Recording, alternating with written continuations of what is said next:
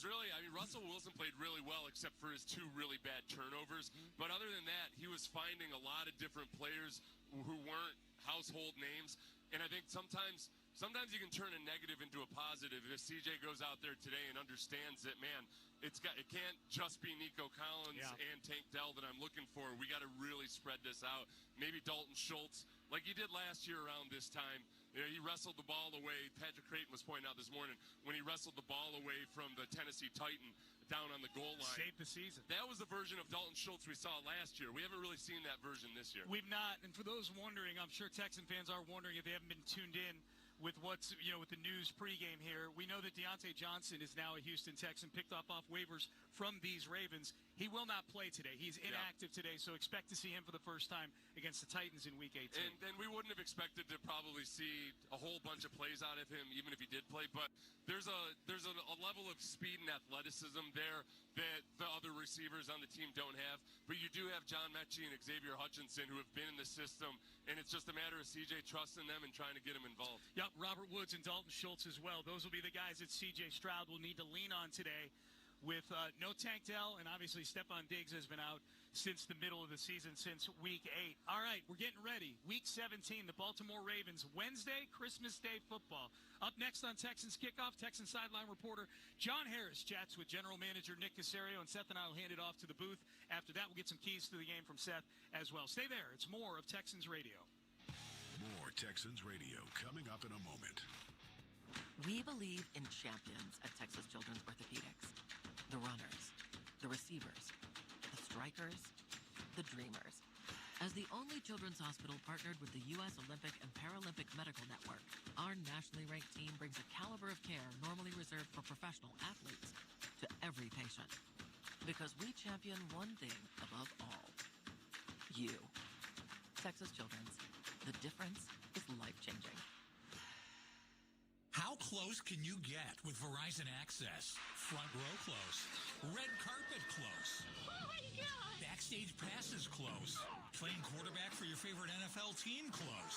Okay, not that close. But watching from the sidelines close? You bet. Get into the experiences you love, like concerts, games, and exclusive pre-sales. Just for being a Verizon customer. Verizon Access. You're in. Learn more at Verizon.com/access. Are you an oblivious person hogging the sidewalk like a large dying snail? Do people stuck behind you ask, how do you sleep at night? Then you should go to Mattress Firm. They have tons of quality beds at every price. So anyone, even people like you, can sleep. Get matched at Mattress Firm. Sleep at night. Restrictions apply. See store or website for details. Hey, Texans fans, you may have noticed that NFL players are big and strong, and that playing football requires them to be pretty tough. But that doesn't mean they haven't had to deal with bullying before. If you or someone you know is being bullied, be yourself. Use your voice. Leave. And look out for others. Join Toro and the Texans as they take the bull out of bullying. Presented by NOV. For more information, visit HoustonTexans.com/bullying. Your next celebration starts here at the new David's Bridal. You'll find unforgettable looks, including the world's most luxurious wedding gowns and bridesmaids dresses, plus fun styles for homecoming, date night, prom, and more. Planning your big day? Pearl by David's turns your dreams into reality. It's all things wedding planning all in one app. For 15% off, sign up for emails and texts at davidsbridal.com. Because your next celebration starts at the new David's. At H-E-B, we know that game day is about more than the game itself. The taste of victory is unparalleled, but so is the taste of H-E-B jalapeno poppers hot off the grill. Seeing the best players in their prime is truly something to behold. So is an H-E-B Prime 1 burger that you grilled to perfection. For low prices on all the things that make game day great and delicious, visit H-E-B, your official game day headquarters, or use the Buy H-E-B app to start prepping for game day right away. This is Texans Radio. All right, welcome back. It's Texans Kickoff. Sean Pendergast and Seth Payne. We're about to send you up to the booth at NRG Stadium. Texans and the Ravens kicking off at the bottom of the hour, 3:30 kickoff today. Now it's time for our weekly conversation. between Texans sideline reporter John Harris and Executive Vice President and General Manager Nick Caserio. Here is John Harris with Nick Caserio. All right, guys, on NRG Stadium sideline alongside General Manager Nick Caserio. Nick, first of all, Merry Christmas. What's it like to be playing football on Christmas Day? Merry Christmas. First time for everything, so this is first time playing on Christmas. So exciting for everybody involved, so against a good team, so good to be here. We know that Derek is a problem on his own. We know Lamar's a problem on his own. But what kind of problems do they provide together on the field? Yeah, it's significant. I mean, they're two great players. I mean, you're talking about Lamar's been a multi-time MVP. Derek's been as consistent a runner as there is in the league. And then you throw Zay in there. So this is a good offense we're going to face this season. So we're just going to have to play down. We're going to play discipline and just make sure we take care of assignments on each and every play. A guy that doesn't get talked about too much. Talk about Mark Andrews at tight end, but they forget about Isaiah Likely. He's made a lot of plays, made some against us last year. How tough is he as a tight end receiver kind of hybrid? Yeah, he's really grown into his role. Was a very productive player coming out of Coastal, caught a lot of balls, and then kind of his role in the offense has kind of grown kind of each year. So the thing about him, he's really good with the ball in his hands. So when he gets the ball in space, he's a threat like a lot of their guys offensively. So, but he's done a nice job for them, no question about it. Kendrick has to go in the game last week. How do you think Kendrick played last week against the Chiefs? Yeah, he really went in there and fought his ass off, played very competitively. So he's got a great mindset. He's got a good attitude. He's got good playing strength. So another big challenge here with the front with Matabike, who's another good defensive tackler in the league. So, but he went in there and did a nice job. So hopefully he can go out there and duplicate some of the things he did last week. Okay, we didn't get our scouting report this week, but we are going to get our keys to the game on all three phases, Nick. Yeah, for sure. So defensively, I mean, honestly, it starts with Flowers, Henry, and Lamar, and we're going to try to limit the explosive plays as much as possible. Tackling and swarming to the football is going to be important. And then offensively, when we get the ball down into the red area, we got to take advantage of those opportunities, scoring opportunities, and when the big play presents itself, for those chunk plays, we got to hit them when they're there. And then see if we make a play in a kicking game. We played pretty good all year in a kicking game. See if we can steal a possession or two in a kicking game, one way, shape, or form. But it's a good environment, good football team, but team's ready to go, so we can go out there and play good football today. Listen to those keys, people. They're going to come true. Trust me. Nick, appreciate it. Thank you, my man. Thanks, Johnny. Appreciate you. The NFL. All right, that's Nick Caserio with John Harris. Thank you, fellas, for that conversation. We should point out before we get into the keys to this game today for the Texans that it has gone final up in Pittsburgh. Disappointing. Playoffs, while the Steelers, 3 straight losses. They are 10-6, a half a game behind the Ravens now in the AFC North. 29-10 is your final score. Chiefs beat the Steelers in Pittsburgh. We'll wrap it up when we return. You're listening to the NFL on Westwood One.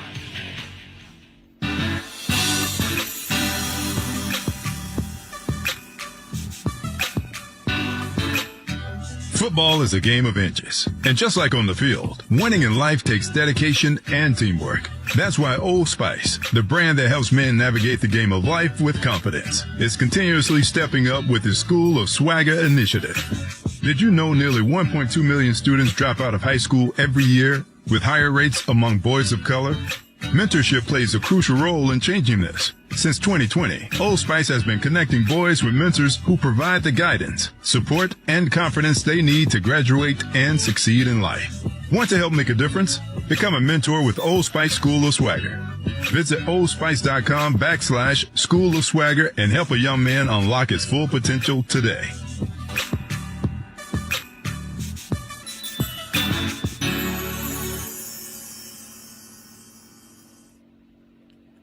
The Kansas City Chiefs will be the 1 seed in the AFC, home field throughout the playoffs as they beat the Steelers in Pittsburgh. Final score 29-10.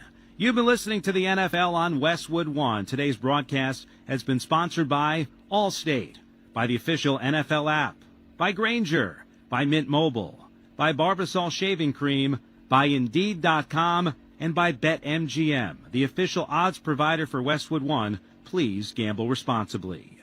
We'd like to thank our crew for this afternoon, our studio coordinator, Art Martinez, studio producer, Dan Silverman, production assistance provided by Bob Trumpbauer, Jordan Markovic, and Mike Samter, statistician Mark Oxenreiter, spotter Nate Larisha, engineer Doran Check, producer Dave Hagan, technical assistance provided by Matt Higdon and Anthony Vidiello, coordinating producers Brian Finkelstein and Aaron Cummins, executive producer Mike Eby. The senior vice president of sports for Cumulus Media and Westwood One is Bruce Gilbert.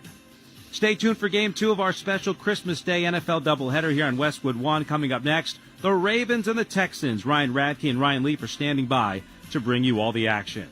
Tomorrow, the season finale of Thursday Night Football. Bears host the Seahawks. Then Saturday, we have triple header action. Chargers, Patriots, Broncos, Bengals, Cardinals, Rams. You can catch those games right here on many of these same stations on the NFL app or stream live for free on our website, westwood1sports.com. Again, our final score from Pittsburgh, Chiefs 29, Steelers 10. Now for J.P. Shadrick and Ross Tucker, I'm Brad Heller. Thank you for joining us, and Merry Christmas. You've been listening to the NFL on Westwood One.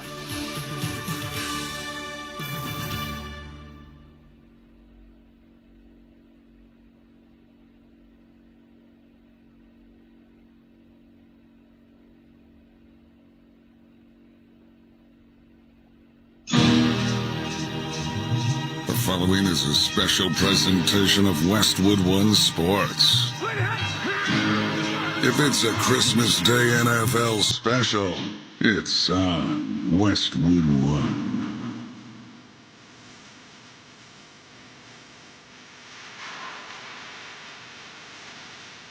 Two receivers to the left. There's a handoff. Henry outside the right hash. 15, 20, 25, 30. There goes Henry. Out to midfield. Buffalo 40. Far sideline 30. Henry to the 20. 15, 10-5. Touchdown Ravens. Wow.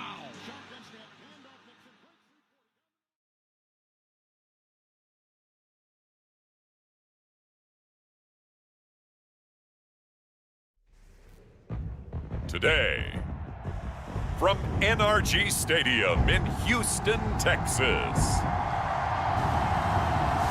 it's a special Christmas Day edition of the NFL on EA Sports.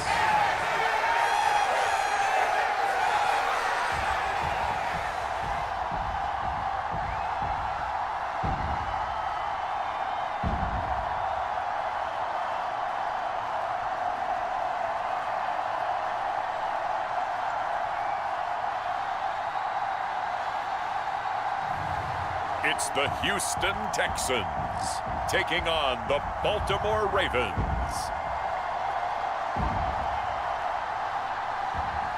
We are pleased as always to be bringing you coverage of the National Football League on EA Sports.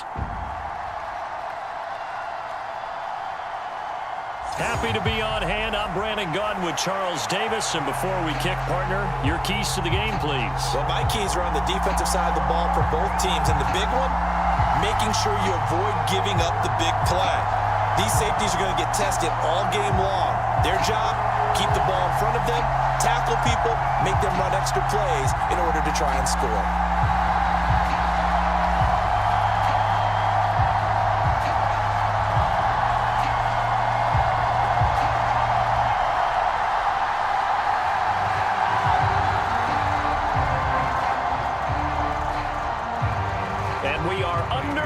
From NRG Stadium in Houston.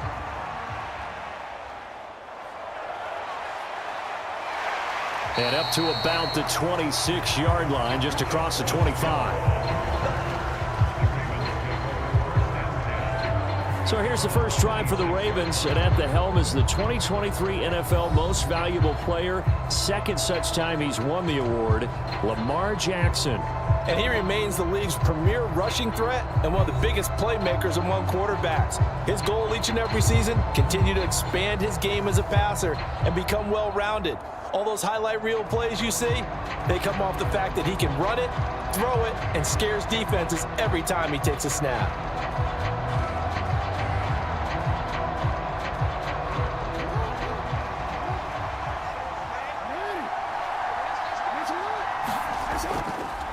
And they'll run the option to start the drive. The quick feet by Jackson. And they get him down, but not before he takes it across the 40-yard line. That's a good way to start the drive. 17 yards and a first down. Well, he is certainly dangerous when he spots a lane, and he keeps it himself there and worked out well. And how about the moving parts on a play like this? You know you have to practice it over and over because it's almost like a ballet that has to be choreographed. But how about once he made the decision to go, he committed to it and went. Let's face it, most teams are going to defend the running back much more than the quarterback on that type of a play. One play has him up past the 40 already, and another 1st and 10. The NFL's leading rusher in 2019 and 2020, Derrick Henry. It's a 7-yard carry to set them up with a 2nd and 3. The success there, Charles, coming on the outside of the field, the ground game. Curious to see if that continues as we progress. Yeah, we often talk about a variety in play calling and usually between run and pass. But in this case, with strictly the run game, you can be creative there as well. Run it inside, run it outside, keep the defense off balance. A quick throw knocked away. It's incomplete. Quarterbacks work all the time on manipulating a defense with their eyes and their head movement. In this case, he just stared the receiver down. That allowed for excellent coverage, able to knock that one away. So the incomplete pass on the last play, and that leads us to a 3rd and 3. Jackson. A short one there, caught by Likely. And he will have a Ravens first down as they're able to get the 3rd down conversion. And the tight end is certainly a position built to move the chains because they can control space underneath. If they've got good hands, then, of course, they're a dynamic target. But one other thing is they're right in the sight lines of a quarterback on just about every play, and that makes it easier for the quarterback to pick him out and deliver. So a 1st and 10 now in Houston territory at the 42-yard line. On the option right is Jackson.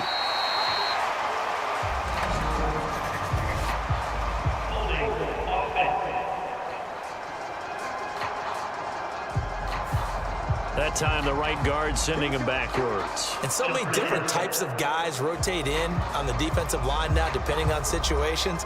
You can get the bulky guy, the fast guy. No matter what, though, you can't hold him. So following the hold, they're in a bit of a hole here with a 1st and 20. After the penalty, it's Henry. And he'll get it down here to the 43. Without the previous penalty, that would have been a 1st down. Instead, it's just a gain of 10. And there we saw one of the downsides of blitzing during a rundown because sometimes you get out of your gaps. You don't fit the run quite as well because you're headed towards the ball carrier with abandon. 2nd and 10.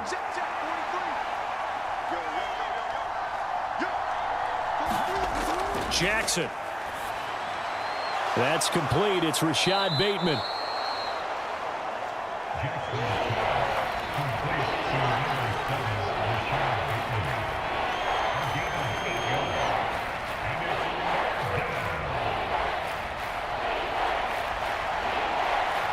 Here comes the 7th play of this opening drive. They've moved it well, but here's 3rd down. They'll try and pick it up by running the option to the right. And some room to roam now. And all the way inside the 15 before they drop him. Well, they were in search of a short gain on 3rd down, and they wind up nabbing over 20 yards. It looked like almost a miscommunication defensively because once he decided to keep it, he had pretty smooth sailing. Yeah, it became a question of, wait a minute, who's got the quarterback? And when you talk about miscommunication, it's supposed to be called assignment football on the defensive side of the ball. But the assignment gets mixed up. That's the end result. From the 13 now, they work on 1st and 10. In motion, Aguilar. Now Jackson taps this forward jet sweep. This carry brought to an end at the 8. Good stick skills, but not much room to operate. That's a nice job there defensively, being able to diagnose that little touch pass. They saw it coming, converged on him before he could get much out of it. Facing a 2nd and 6 from the 8. They'll send a receiver here in motion right. They'll get it forward to him on the touch pass. And he stopped immediately there. A nice play design there with the touch pass. Looked good at the start, but bottom line, the defense was ready. And they did a nice job scouting, didn't they? Not just scouting, but now executing once they saw the play for real after having worked on it all week in practice. They drilled on the play, then they drilled him. On 3rd down, Jackson. And this is going to be incomplete. They converted twice on 3rd down that drive already, but couldn't make it a 3rd. We always talk about in-game adjustments. How about what the defense did there, able to shut them down on that attempt? So Jackson will head to the Ravens sideline, and on comes Justin Tucker for the field goal try. And Tucker, the former Longhorn, puts this one through, and the Ravens strike first at 3-zip.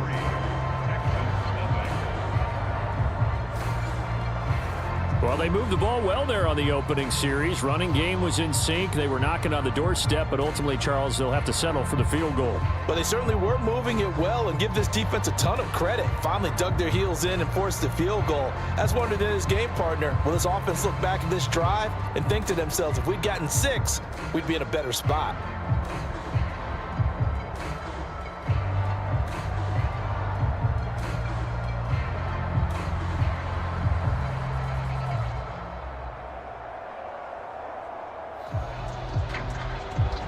Tucker now following the made field goal, set to kick it away.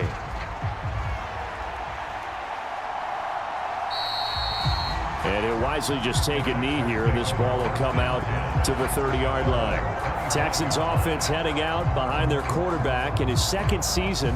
Last year's Offensive Rookie of the Year, C.J. Stroud. And you'd think as a young QB there'd be some nerves leading an offense out to start a game, but haven't seen any sign of them right now. And speaking with him earlier this week, sensed that the pressure wouldn't get to him. He feels comfortable being the face of this offense and shouldering the expectations on game day, even if he doesn't quite have the years of experience other quarterbacks do.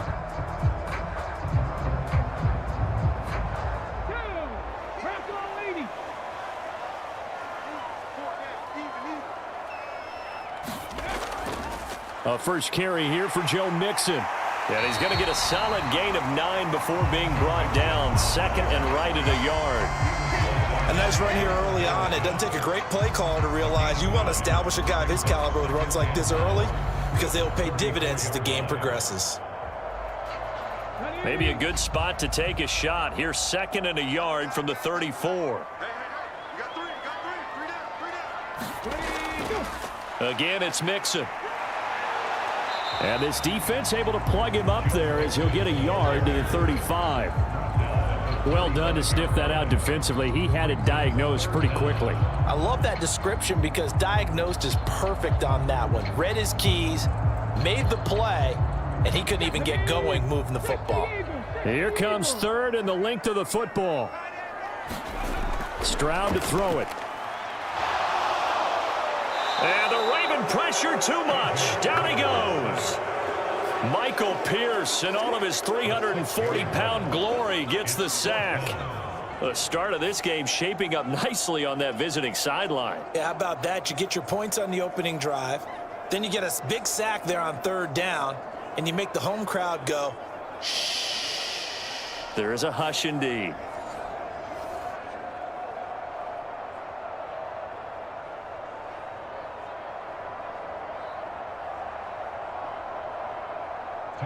Here's Tommy Townsend on to punt.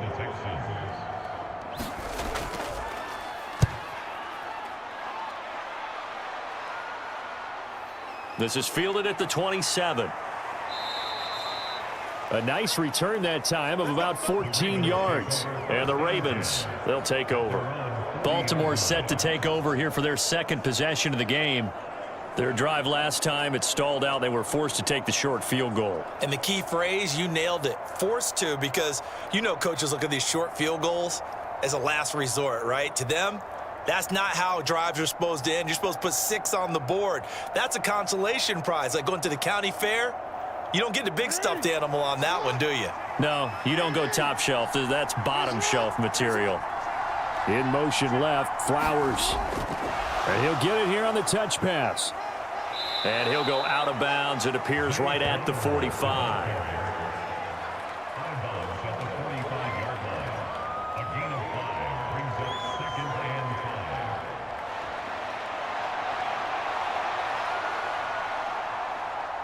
Ball placed at the 45 for 2nd and 5.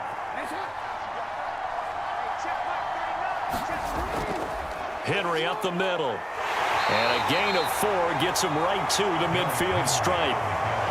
Well, if you're a football guy, that's a pretty run because everyone is in sync right there. Obviously, the guy carrying the ball, but how about the people up front? Leverage, athleticism, they created some nice space for him.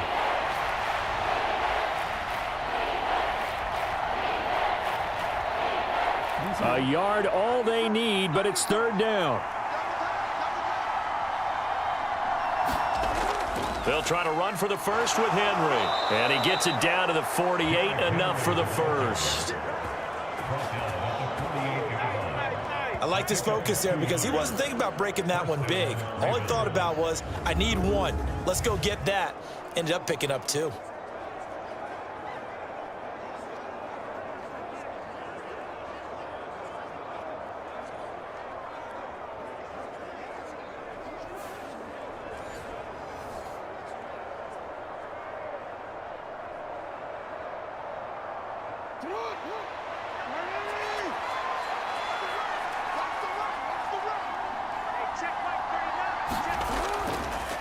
And they'll let the quarterback keep it here on 1st and 10.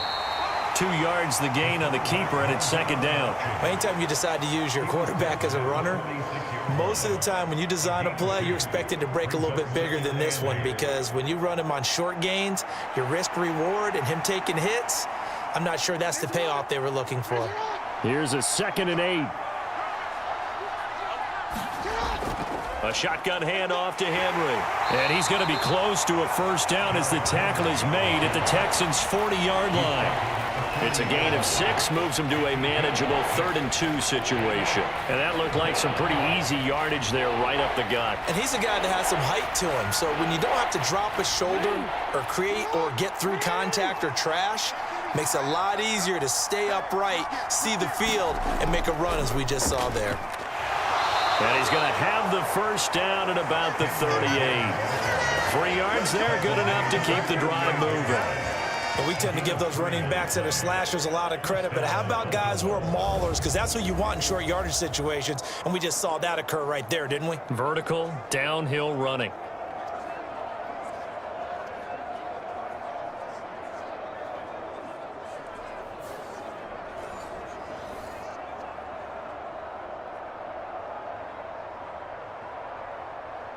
So here's a 1st and 10 at the 38.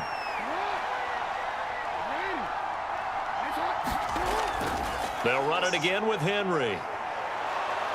This will be stopped about 2 yards shy of the marker. 8-yard gain, 2nd and 2. If these kinds of lanes are available, you have to feel like he's going to have a pretty big game on the ground. Yeah, you can tell early on he's got a little burst in his step, and that's a big pickup right there on first down.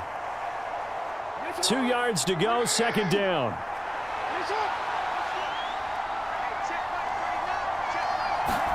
And now Jackson will look to throw it. On target to his man, Likely. And he's going to be taken down with another first down as the stop's made at the Texans' 20-yard line. Give him 10 yards there as this offense is on a roll. This drive continues to plunge forward. 2nd and short, that's a rundown, so it's definitely a good time to go play action if you're feeling it. And they do so and pick up a first down.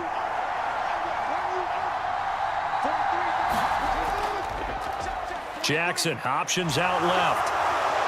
And he is into the end zone for a Baltimore touchdown. Lamar Jackson taking it in from the 20. And the Ravens are able to stretch out their lead. So a designed run all the way, and he took it the distance. I don't know that anybody saw that coming. Well, on this play, how about the vision of him, being able to see the open field, make his move, and get there. Oftentimes, defenses have a spy for the quarterback position to try and take care of it. On that play, if they did, it certainly didn't work. Lost. Yeah, there's no doubt. Justin Tucker for the extra point. He's got it, and now it's a 10-0 lead here in the opening quarter. So that drive consumes 9 plays all told. And it was capped off by the touchdown run that came from Lamar Jackson.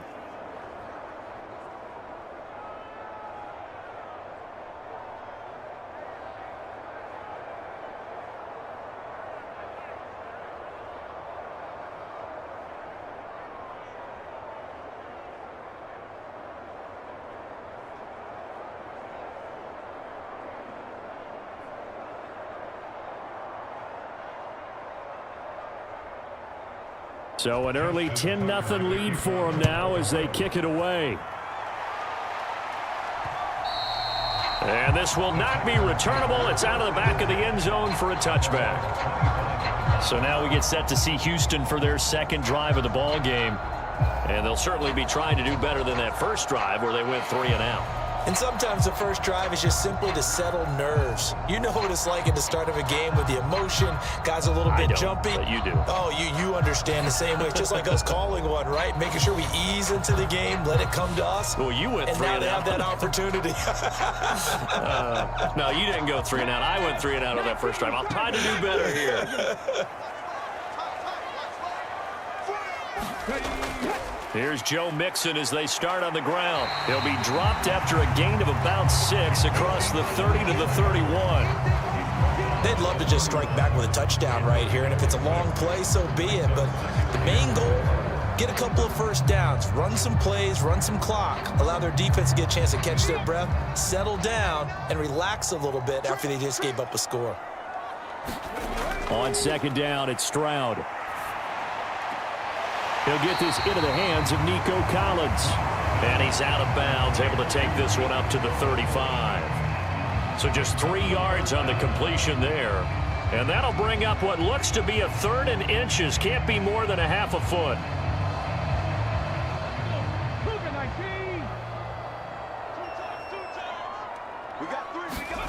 And Stroud now to throw. He's got his target. That's complete. And he is going to have a Texans first down, and he'll have it by plenty as they're able to keep the drive alive on 3rd and inches. And that's understanding where the markers are, because it's not just running to them. Because on the catch, you can actually be pushed back before the first down. It's getting past it and allowing that opportunity to drift back towards the first down line and still having picked it up. Really well run.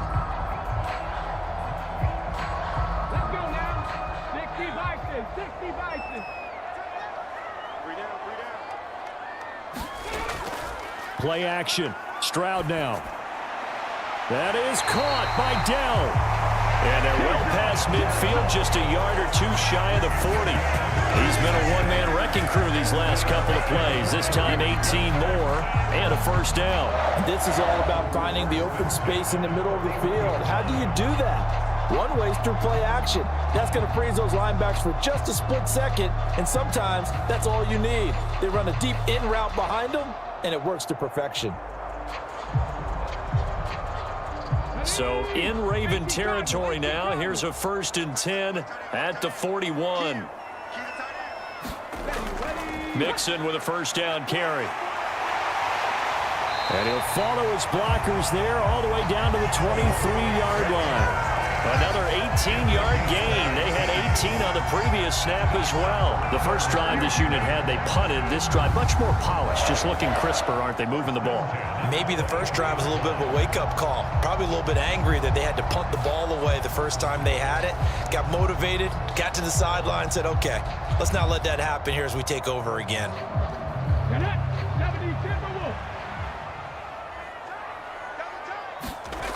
Stroud now on 1st and 10. And that is incomplete. Oh, the coverage a little too good there. And it's 2nd down. Well, that was his first target of the game, and it's going to take at least one more target to get him on the board. Took a nice substantial hit to jar that catch loose from him. Incomplete pass.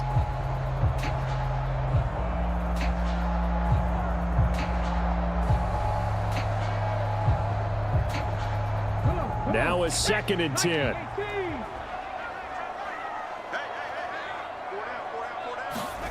Here's Stroud. A short one going to be taken in here by Schultz. And he'll go out of bounds in the red zone just inside the 20. 5 yards. Now it's 3rd and 5. I know sometimes we can get fooled when we watch him make catches, as we just saw him do there, because he really looks like a wide receiver the way he goes about his business. Yeah, 230, 240 range. Yeah, not super huge. Maybe not counted on to be that inline point-of-attack blocker that we used to have in the good old days, but you can flex him out. You can run wide receiver routes with him. You can make him a primary target, and that's how he'll shred the defense. That good for 6 as they keep this drive right on rolling. Well, they've had a great, impressive drive going here, and that pickup ensures the drive continues. And not only do you continue the drive, which is demoralizing for the guys on the defensive side of the ball right now, but you make your own defense happy. They're able to get a little more rest over on the sidelines while this one continues downfield. Now it's Mixon running right. And he'll get this one down to about the 10-yard line. 2 yards on the carry there. It'll be second down. When we talk about defenders, specifically linebackers, keeping their eyes in the right spot, he had that eye down the entire time. And you know that's not easily done because they throw a lot of misdirection at you. They try and fool you and get your eyes in the wrong place. But you're right about that one. He correctly figured that one out and made a really nice play. And a short pickup there down to about the 9. Only a yard there on the keeper, and that's going to leave him with a third down. But that call makes sense because they've been throwing it well on this drive, and once again they show passing formation, showing the shotgun.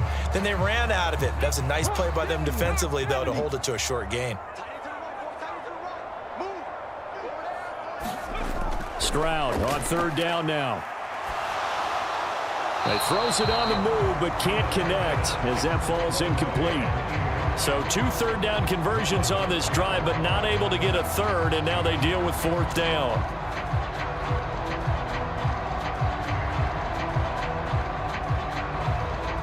So on fourth down, Texan kicker Kaimi Fairbairn comes on from the right hash, and this one just a chippy. The kick by Fairbairn is good, and they get themselves on the board here. It's 10-3.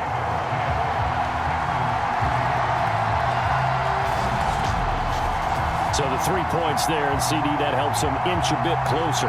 Yeah, partner, when you're losing, any points you see go on the board in your favor, you're happy to take them.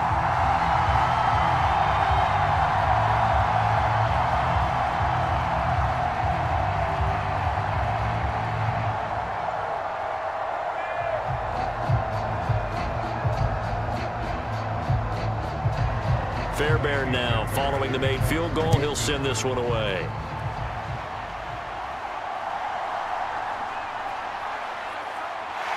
And he won't quite make it to the 25.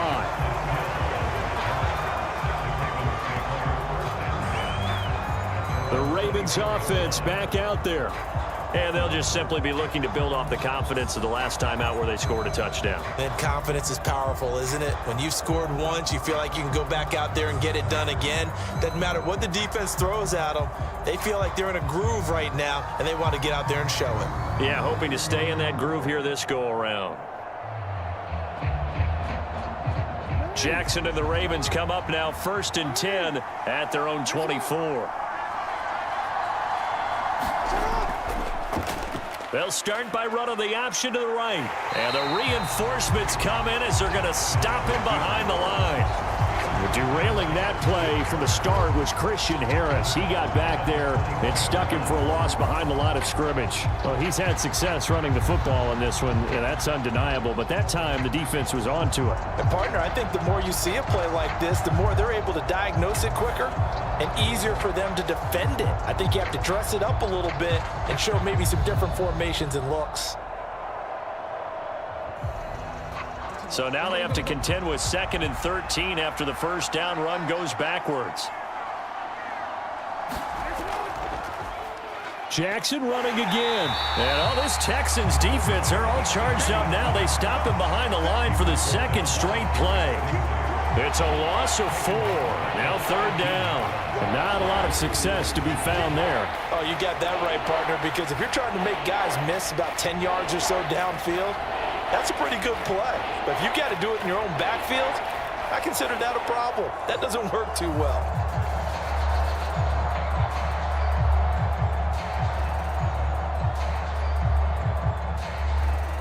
So time to start going in the other direction as they come up now 3rd and long. Here's Jackson to throw. Under pressure, and the Texans able to get in there for the sack. But Daniil Hunter, he's the one who gets in there and brings him down to the ground.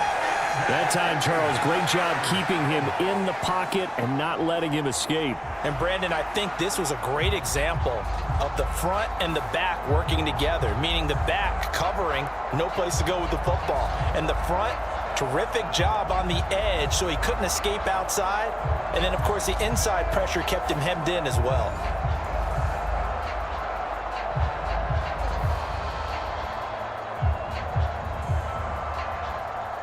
Facing fourth down, Baltimore will punt. Jordan Stout out there.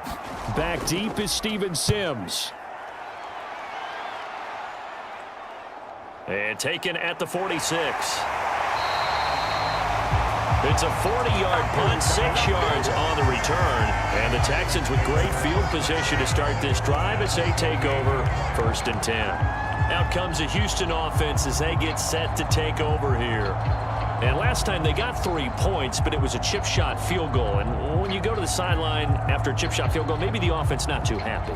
It's a balancing act, isn't it? Because you're exactly right. They're none too pleased that they didn't punch it in for 6 points. But they also have to remember they did put points on the board. 3 points is 3 points. And in this league, you take points when you can get them. Not easily done. Now they'll throw it with Stroud here, 1st and 10. A short one going to be taken in here by Schultz. And a 5-yard gain gets him to the 42. That's a staple of this offense. Drag route to the tight end. Yeah, he's unable to use his size to break off much more yardage after the catch, but still an effective gain nonetheless. 2nd and 5.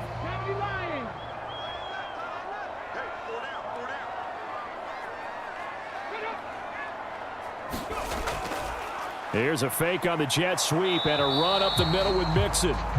And he is met at the line of scrimmage, and he goes down right there. They'll say no gain on the play there, and now it'll be 3rd down. You don't see that a ton, do you? With the cornerback coming over to the middle of the field to make a run tackle. That's someone with a ton of confidence to feel like nothing is pressuring him on his side of the field.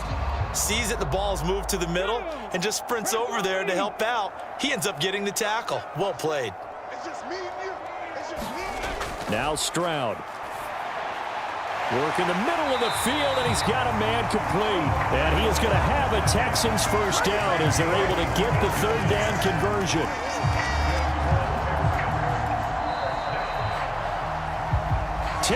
Our score after 1 here on EA Sports.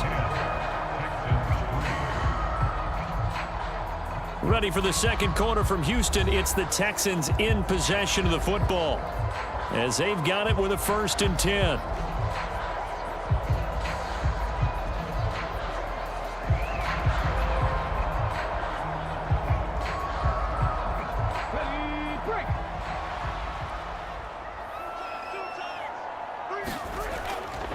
Inside handoff to Mixon.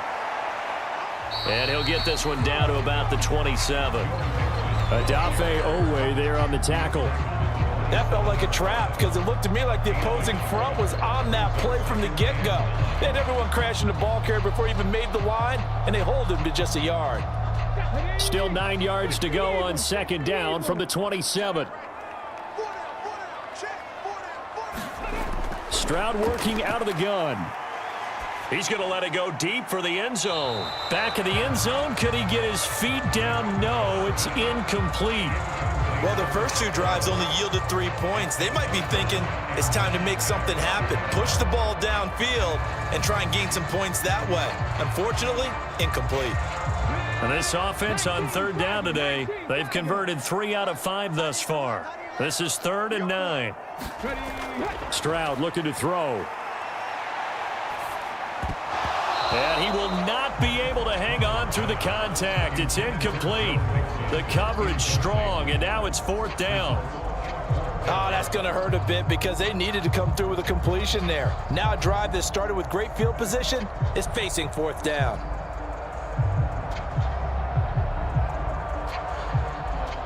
Kaimi Fairbairn now to attempt the Texan field goal. He hit his first one, this from 44 yards out now. Fairbairn able to put this one through, and that'll bring him back within 4.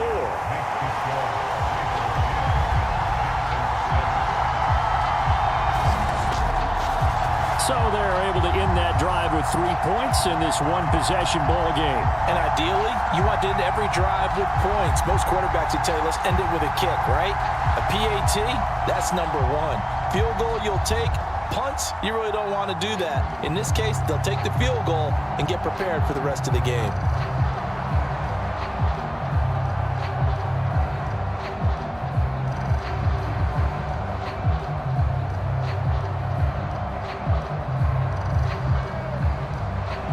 Fairbairn now following the made field goal. He'll send this one away.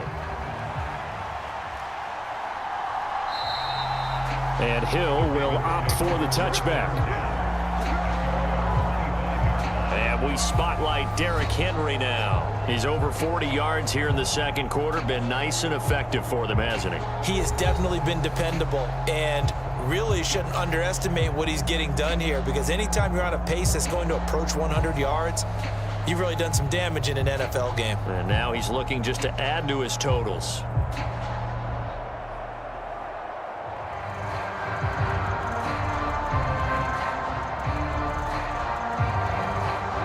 Jackson and the Ravens come up now 1st and 10 at their 25-yard line.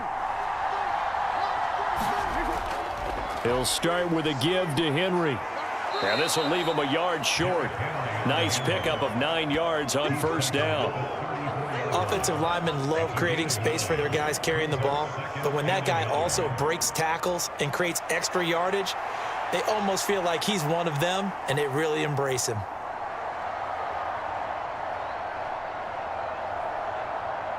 Maybe a good spot to take a shot. Here's 2nd and a yard from the 34. Again, it's Henry. And they'll get it up just short of the 45 at the 44. 59 yards on the ground for him now on 9 carries. Now, this is an example of breaking down a defense, because on a lot of these runs, he's getting past the point of attack, and guess what he's doing? Forcing the secondary guys to have to make a lot of tackles.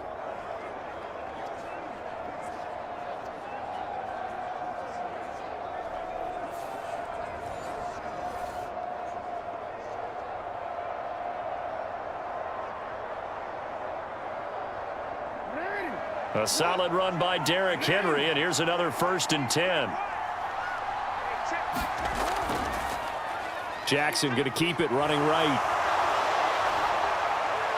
And they'll get this well past midfield before being stopped just before the 35. Well, they had a gain of 10 last time, now a gain of 20 here. Well, partner, for a few years there, we thought this read option play was going to take over the whole NFL. It seemed like everyone was using it, but it has been scaled back considerably in the last few seasons, mainly because people are worried about their quarterbacks getting hit. But when you call it at the right time and you use it properly, you see the type of gains you can get. A nice chunk of yardage there by the quarterback. So a 1st and 10 now in Houston territory at the 36. Jackson going to run again. And some strong running there as he's down just shy of the 20 on the edge of the red zone. Another nice gain, 16 yards there and a 1st down again. Pretty nice play here. They go read option, read the defensive end, and when he collapsed down inside, how about the quarterback pulling it, keeping it, and not only getting to the 2nd level, but picking up some really nice yardage. Very, very well read.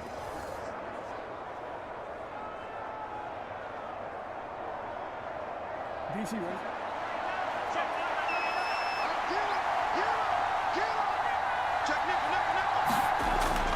First carry now for Justice Hill.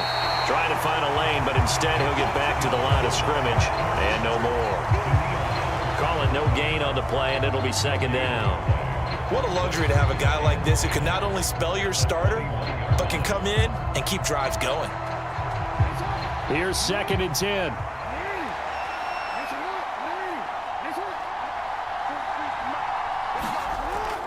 10th carry now for Derrick Henry. And he'll be taken down at the 20 after a gain of just 1. Just not a whole lot of room to operate there on that carry. No, not at all. They did a really nice job staying in their proper places and not allowing any lanes to open up. Now play number 7 of this drive, but it's a tough 3rd and 9. Throwing is Jackson.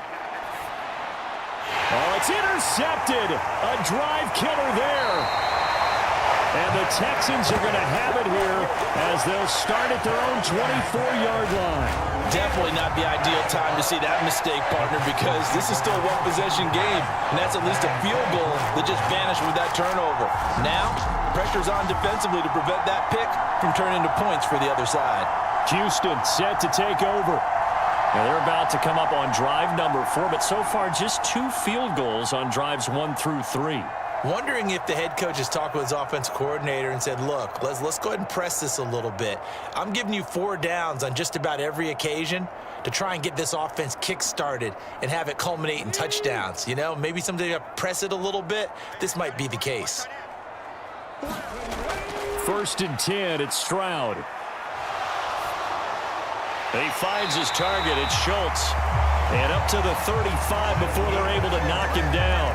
The drive starting with a 1st down, 11 yards on that pickup. And that's patience to be admired right there, because he looks left, looks right, and waits for the right guy to come open, spots him in the middle of the field, and delivers.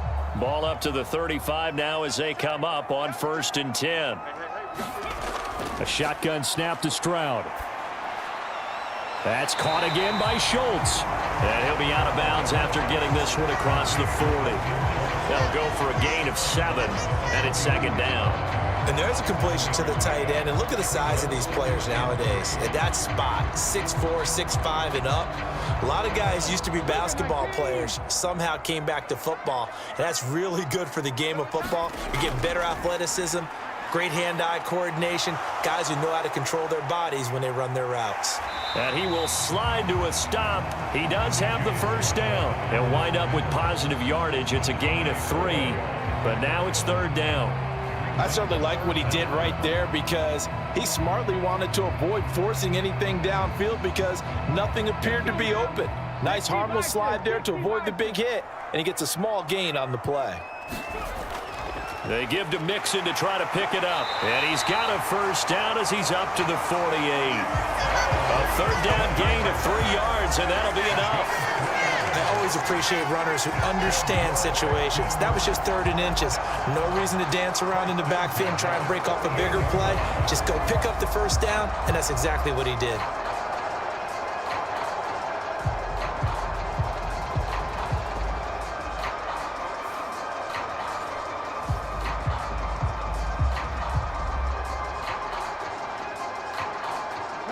Two 1st downs have him up near midfield now on 1st and 10.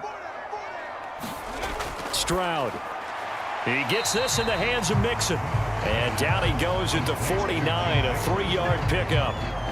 That's a good job there by the corner. We do talk about this a lot, that a lot of corners see their job as simply covering receivers. Tackling isn't everyone's thing. But in this case, he came up quickly and made a nice, sure tackle. Stroud now on 2nd down. He finds his man, complete. That's Schultz. And he's going to be taken down with the 1st down at the Ravens' 31-yard line. Texans passing game in rhythm right now, picking up another 1st. I know the halftime's approaching, but I don't think he's going to want to take a break. That's his 5th catch. Yeah, they've really been targeting the tight end.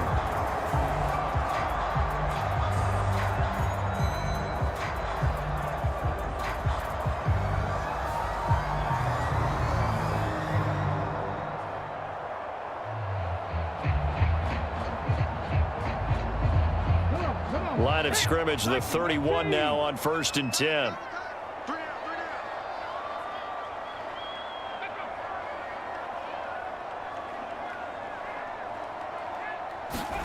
Back to throw. Here's Stroud. This one taken in by Stover. The time called here because a member of the Texans is in some discomfort. While they come out and take a look at him, we will step aside for just a moment.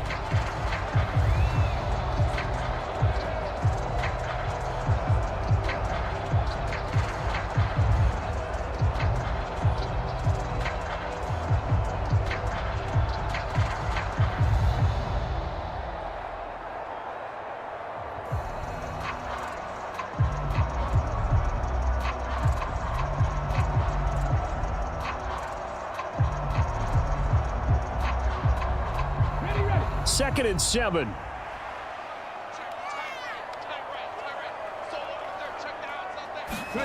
Throwing now is Stroud. Pressure applied, and he's going to be taken down. They sack him back at the 33-yard line. That is the big fella, Nnamdi Madubuike, forcing his way in. He comes up with a sack. Well, this offense has already been forced to settle for field goals on their drives earlier, so this is not a welcome sign here. Indeed, it is not, and they certainly hope it's not a sign for the entire game because they know they've got to be able to sustain drives all the way through. Pick up those guys rushing the quarterback and give himself a chance.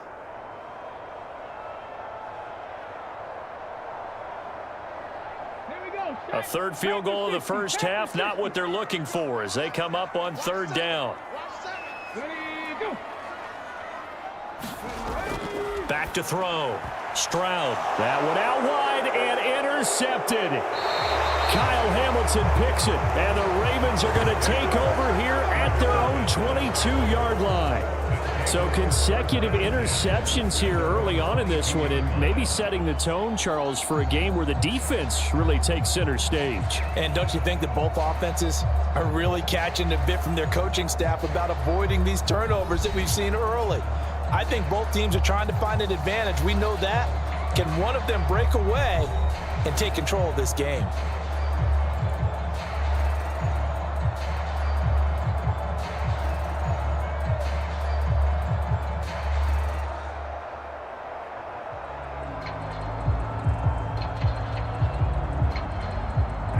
Jackson and the Ravens come up now 1st and 10 at their own 22. And they'll begin by running the option. And not too much going there as he'll get it up to the 23-yard line. Only a yard on the keeper, and it'll be second down. And if you like defensive football, focus on the defensive end on this play. He does everything exactly right. Reads the play and makes sure he spills it for a small gain.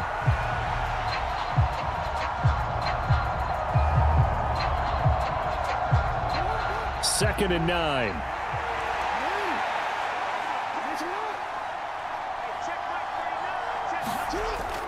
Play action. It's Jackson.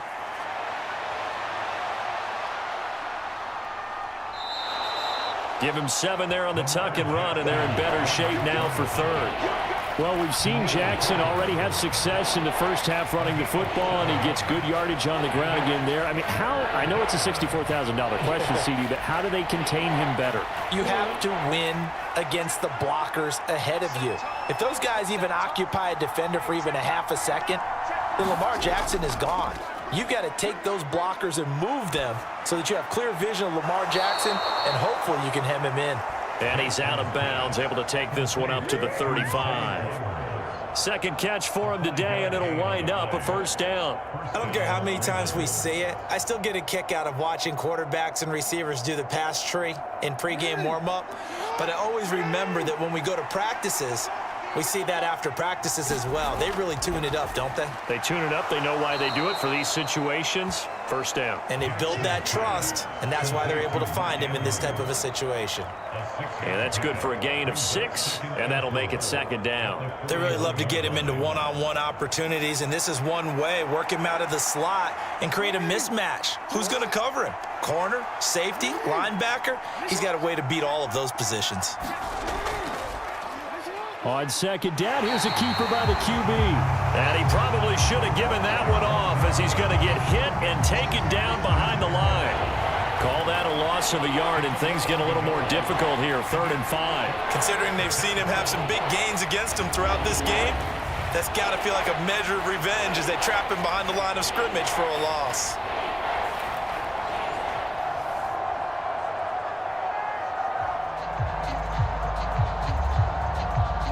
The offense on third down, they've had good success, 5 for 8 to this point. This will be 3rd and 5. And that is incomplete. Oh, he had a defender right there with him to force that to the ground. And 4th down now coming up. Well, they came up with points in their first 2 possessions, but it looks like they'll come up empty here on their 3rd drive. The defense finally starting to get locked into them a little bit. Might have to go a little bit deeper into their playbook on their next possession.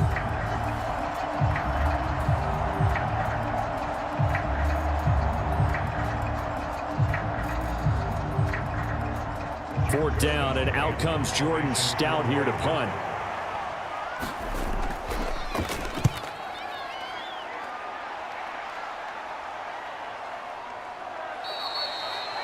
That'll be a 43-yard punt, just a single yard on the return. And the Texans are going to have the football with a 1st and 10 deep in their own territory. And now out comes Houston.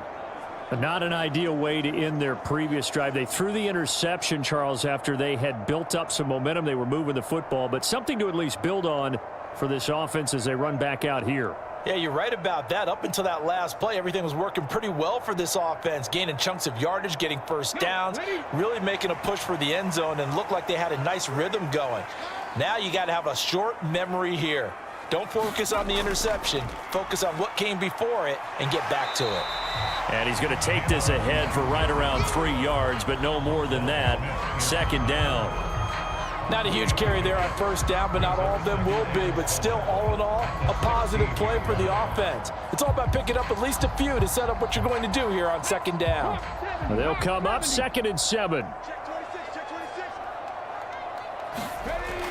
Mixon on the toss right. And he's going to be met at the line of scrimmage and taken down. No gain on the play, and it's going to bring up a 3rd down. Defensively, we always know that he is tough in run support, and I think the way that he gets there is he understands what an offense is going to do before the ball's even snapped. A great job of scouting prior to the game, then reading, reacting, and taking the right path to the ball carrier. He drops this off to Ogunbowale. That's going to bring up 4th down, only a gain of 2 there. We can make this one pretty simple. Locked up all of his progressions downfield, forced to get it to his running back. But how about the way they ran to the football and knocked him down to force a 4th down?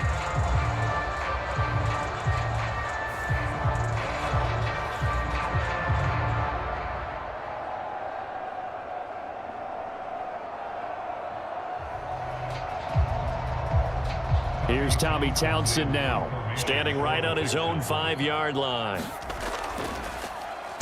44 on his first punt, and this is a good kick as well. A solid stiff arm. A good kick, 48 yards, 4 on the return. And it will be 1st and 10 as they take over. And now Baltimore gets set to take the field.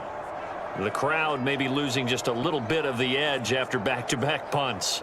They want some big plays. They want to see some offense. They want to see somebody break away, whether it's through the air or on the ground. Now it'll be interesting to see where the patience is on both sides. Each head coach, can you hang in there and not try and force something that could put your team in some jeopardy? Jackson and the Ravens come up now 1st and 10 at their 35-yard line. They'll start on the ground. It's Derrick Henry. And he'll power ahead, but only for about 3 yards. 2nd down coming up. Look, all any running back wants is a little bit of room, a little bit of space in order to maneuver. But he also understands how difficult it is for his offensive line up front. So if they give him any space, he realizes his job to make more out of it than what they give him. Picks up 3 on that carry.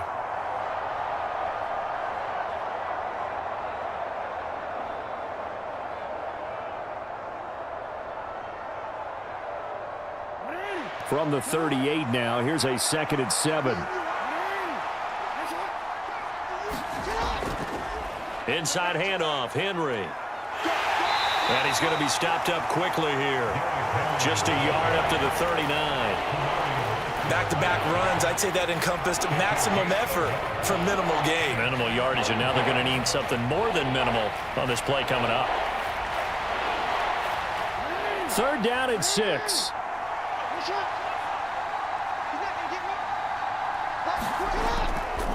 Draw play. This is Henry. No gain there on the play, and that's going to leave him with a 4th down. Delayed give there out of the gun. Defense was ready. And I'm not a big fan of a draw play out of the shotgun formation because the quarterback's not having much action where he's getting away from the line of scrimmage. He's catching the football, making a little head fake, and then handing it off. You should be able to read it as they did there.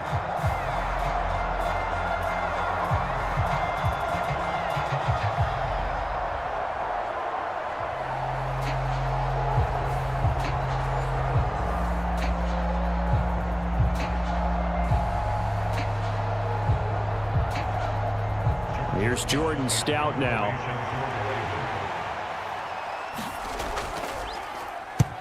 He's been a busy man here in this first half as he gets it away. So possession goes over here on the punt. And the offense will come back out deep in their own territory. Out comes the Houston offense as they get set to take over here. As we eke closer and closer to intermission, Charles, remember last time out they punted. They would love to get points here, especially if this is going to be their final possession of the first half. Yeah, and this is what close games feel like because the pressure is on both sides, but sometimes the pressure is a little bit higher on the team with the slight edge because they're trying to hold on to that, trying to increase it. Let's see how this one continues. On first down, here's Stroud. Got his man, Dell. And he's got it past the 30 before he's hit and dropped. This drive starting off on the right foot, 18 yards. But one of the ways the quarterbacks keep all the receivers alive in a play, never lock in on any one guy. Make sure you keep your eyes moving, scan the field. And here he finds the open guy for a nice pickup.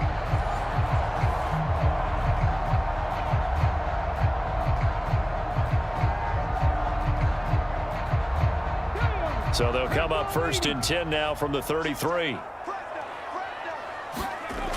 Looking to throw. Stroud. This one left side caught by Collins. And he's able to get this to the 40-yard line before he's out of bounds. The two big plays right in succession as this one goes for 27. Well, they obviously read man coverage their partner, and he got downfield, broke down the defender, made him What do you mean by that, Burke? Yeah, he made him think he was going to run a different route. Probably thought he was going to take it upfield. Then he curls back inside for the completion.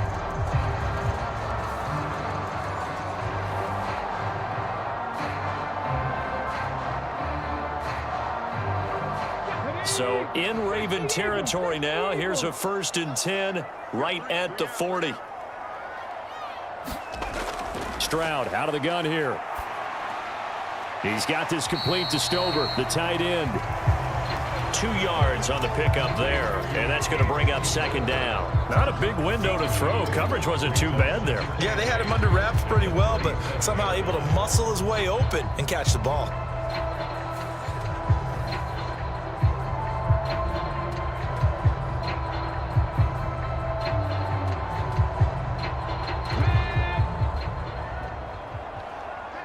And we've hit the 2-minute mark in this first half of action.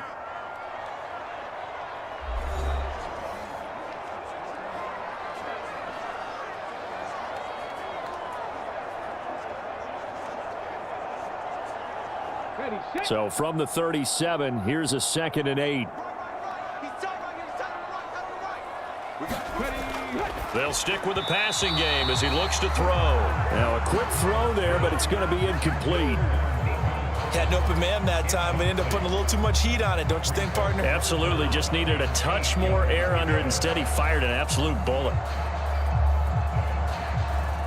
They'll need to get it to the 30 for a first. This is third down. Stroud will look to throw once more. That's to the sideline and incomplete. The frustration evident there because he couldn't find anyone on third down, and he left no doubt that he was throwing that one away.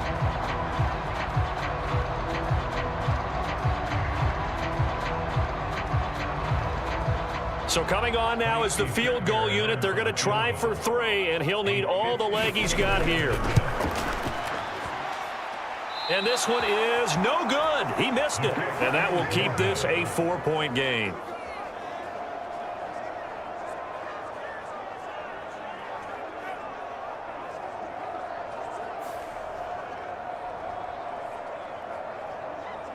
Baltimore about ready to go on offense. No points last time out. They were forced to punt, if you remember, but no time to dwell on that. They've still got the lead here and a chance to add to that here. First and 10 as this new drive starts. And this is one of the risks you run when you attempt a long field goal. If you miss, the defense takes over at the spot of the placement. So now they've got a chance to get one more drive in before halftime. The Baltimore offense at the line, set to get going. Obviously not the intended goal last drive. They had to punt the football, but still they've got the lead here and now a chance to add on to that lead if they can get points on this drive. First and 10 upcoming. Neville Hewitt able to get in there and drop him behind the line. There's a reason it's our linebackers playmakers are often captains of a defense. They call the signals. They have the opportunity to affect the game in coverage, against the run, and, of course, on blitzes. Living in the best of both worlds here. Already has an interception. Now he gets to record a sack, too.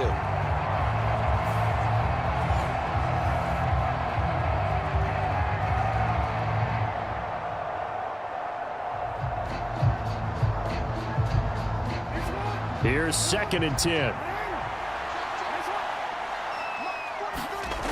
Now it's Jackson. They set up the screen for Henry. And he'll get it down to the 47 here. And give him 9 yards on the 2nd down screen play. I like the thinking there because right after a sack, it can be a great time to call for a screen to your running back and use the eagerness of the defense against him. Able to gain some positive yards out of this one and make things a little bit easier for him on 3rd down. 2 yards still to go. 3rd down now. Now the Ravens going to use one of their timeouts as they'll stop it with just over a minute to go before halftime.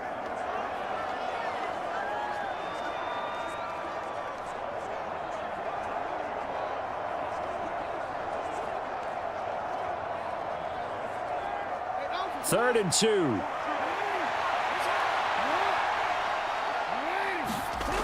Now it's Jackson. And an incomplete pass. That'll stop the clock here with just under a minute to play in half number 1. I wonder, Brandon, I just wonder, you think maybe he was worried about where he was on the field? Was he far enough? Was he close enough to the 1st down sticks? Absolutely. He was right there by him, and I think he was thinking 1st down before he caught that football. Yeah, got to catch it first, because if you don't catch it, there's no chance of picking up a 1st down. And this one hits at the 3 and then bounds into the end zone for a touchback. The Texans with the football here late in this first half. With this slim deficit closing in on the end of the first half, we'll see if they can move this at least into field goal range and try to get 3 out of this drive.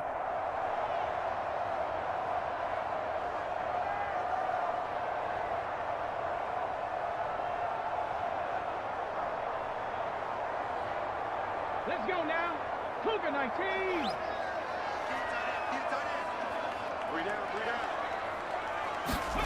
Stroud to the air on 1st and 10. Got a man. It's Collins complete. And he'll get this up to the 30-yard line. Now the Texans will burn the first of their timeouts as they'll stop it with just over 40 seconds to go in the first half.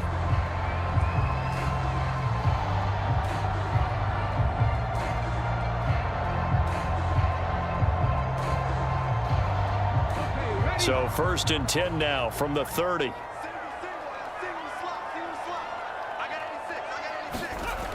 Operating from the gun, Stroud. Oh, and his early struggles continue. Here's another one intercepted. Picked off by Marlon Humphrey. An unfortunate sequence there, trying to get points before intermission, but now the interception, and their opponents have a chance to possibly pad their lead. Yeah, they had an opportunity there, and they weren't able to capitalize on it, and that's something that could come back and haunt them later.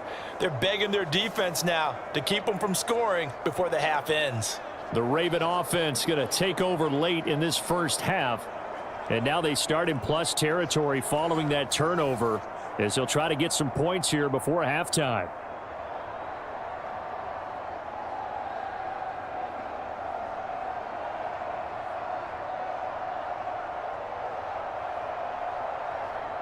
Quick, man. 43. Check, 43. I know we ain't got 43 at the back. After the interception, here's Jackson. And he works his way past the line of scrimmage and then slides to a halt. The Ravens going to use the 2nd of their timeouts as they'll stop it with a little over 30 seconds to go in the first half of play.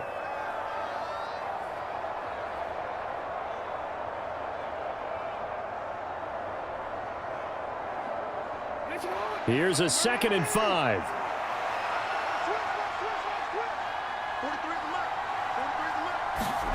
From the gun, Jackson on the move to his left.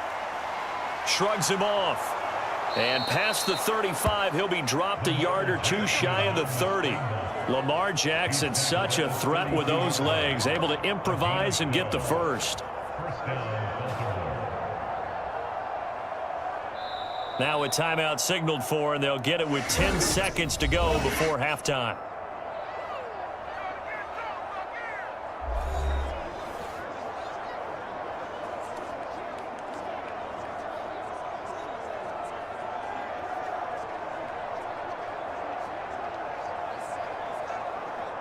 So even though it's first down, here's the field goal unit on now to try to get 3 before halftime. He was true on his first. This a tough one from 49 yards away. And Tucker, the former Longhorn, puts this one through. And that'll open the lead up to a touchdown now at 13-6. Well, they already had the early lead, and they get the interception, Charles, and now they add 3 more with the field goal. Yeah, they're in control of how this game is playing out so far. You mentioned the early lead. Now they're expanding on it, getting plays on both sides of the ball. A winning recipe if they can keep this up.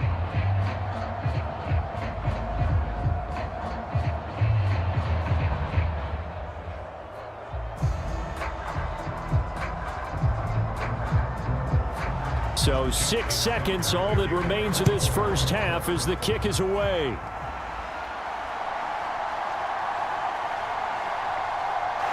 And out a little across the 25 to the 27.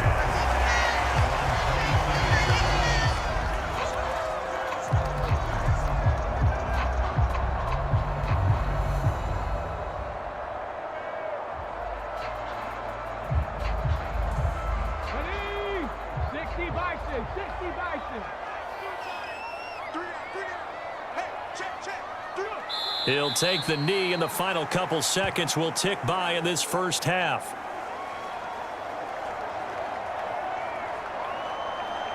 So we've reached halftime here on Christmas Day. As we'll get you over to Orlando, where standing by is Jonathan Coachman. He has our EA Sports halftime report. All right, BG, thanks very much. Welcome one and all to our... Getting through the break at record.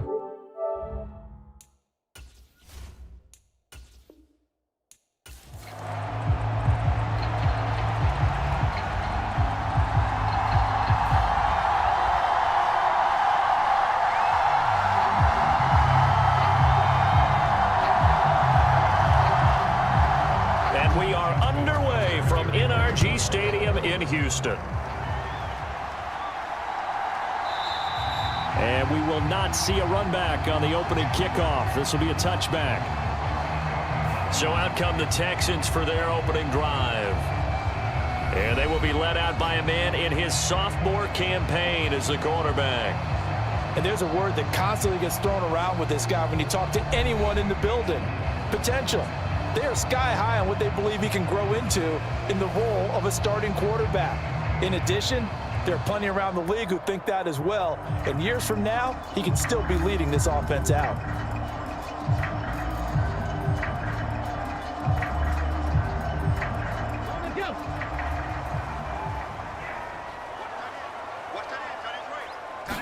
Opening play, and Stroud will throw it. And this throw a bit late as he couldn't reach back for it. And that certainly could be a sign of things to come because they're blitzing to start this ball game, and it works for them there as they force the incomplete pass.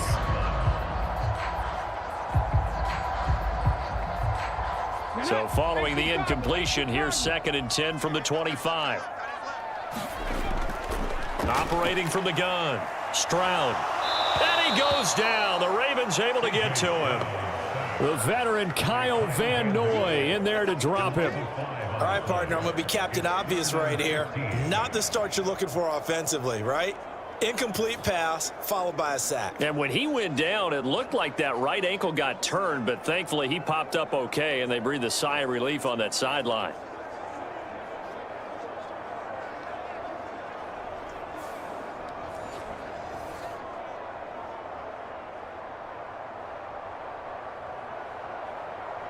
And I don't think this is the script they had in mind for their opening drive. This is 3rd and long. Operating from the gun, Stroud. And that's to the left sideline and incomplete. Well, that play was certainly a little bit different because on the previous play, he was sacked. This time, protection a lot better. Had time to survey the field and still couldn't find an open receiver. The Texans send the punter out. He'll kick it away after a 3-and-out on the opening drive of the game. Shoves him aside. So a change of possession here on the punt. And they will take over 1st and 10. The Ravens offense going to work, and as usual, it's Lamar Jackson, the former MVP of the league, at the helm. Early part of his career, defenses really had to focus on his running ability, and they still do. But now, he's turned himself into a true dual-threat quarterback. When he plants his cleats in the ground and turns it loose, good things happen downfield.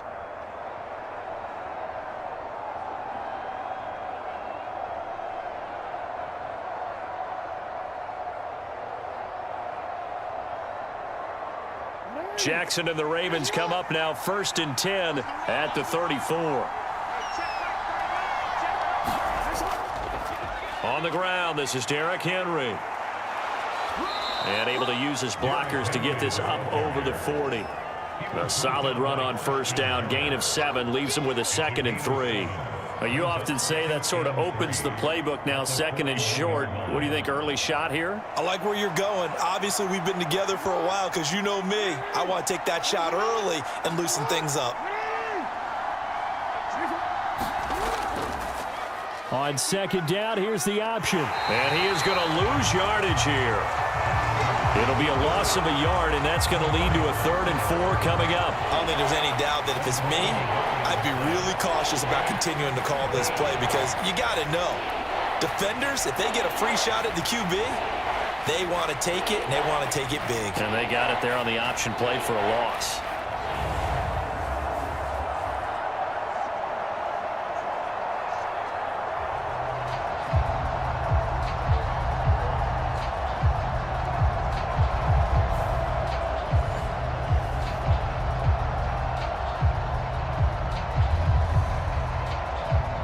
The Texans have an extra defender in the secondary now on 3rd down. Now Jackson. And that is incomplete. I'm quite sure that they envisioned a much better start to this game when they practiced all week. But they failed on that 3rd down play. That brings up 4th down, and they'll probably have to punt it away.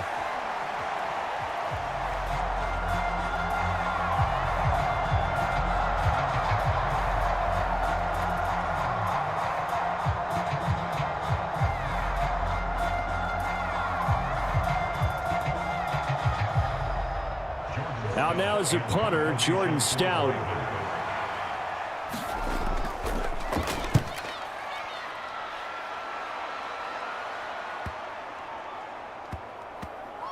And a nice job here to down this one right on the 5-yard line. That is how you flip field position. That's an absolute bomb of a punt. Downs it inside the 5-yard line. Absolutely ideal. And from that position, you're hoping to get it down inside the 15, inside the 5. Superb. So now we get set to see Houston for their 2nd drive of the ball game. Well, they're going to have to go at least 50, 60 yards here if they want to ensure that they don't have to punt the ball like they did last time. Yeah, so what you're saying is we're not playing to just get out of the shadow of your own goal line, right? You're playing to make sure the punter doesn't see the field again. So it's not picking up a couple of 1st downs. You want to pick up 5 or 6 1st downs and make sure you move the ball into their territory. Throwing to start the drive. Stroud. And he's taken down, but able to get this up to the 20-yard line. A quick 1st down pickup. Good start after going 3-and-out on their opening drive. Yeah, that's a nice pickup there, especially when it comes on the heels of a 3-and-out the first time you have the ball. They were determined to not have that happen again, and that's a nice throw for their first down in the game.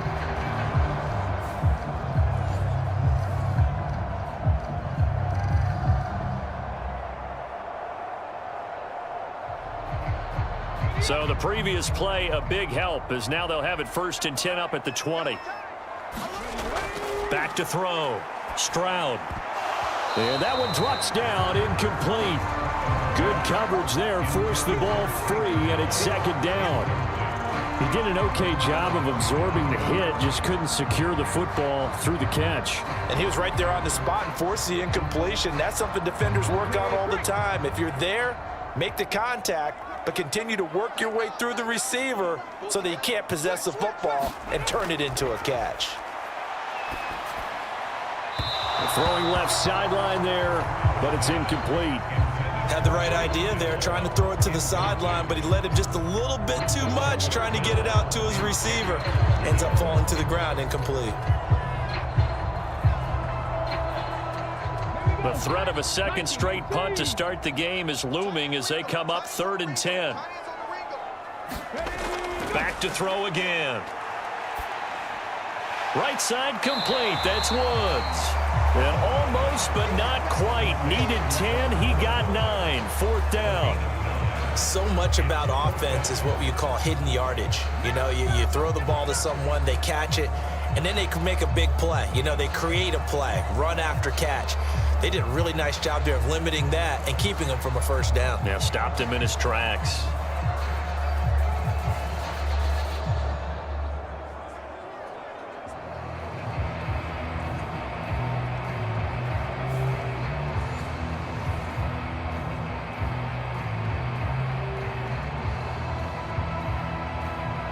Here's Tommy Townsend on to punt.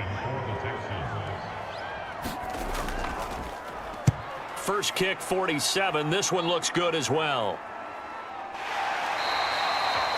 42 yards on the punt, just 2 on the return. And the Ravens, they'll take over. Baltimore set to take over here for their second possession of the game. And a 3-and-out on that first drive. We'll see if they can do better here. They should have a better opportunity because the nerves should be settled now. That first series, everybody goes out with a little extra emotion. So now they get a chance to go back out and say, okay, now we're into the game. Let's go play and play as best we can. You almost get a mulligan then on that first drive? Sometimes it absolutely serves that way. You get a second opportunity. Nothing big happened. But then again, you didn't commit any mistakes either. Off you go. Jackson's throw complete there to Bateman. And they'll get it all the way up about 5 yards shy of midfield. That good for 21 yards on the catch and run. Yeah, that's a good start to drive number 2. Remember, they had to punt the first time they had it. So maybe a little bit different sense of purpose here. And they start out with a nice gain and a quick first down.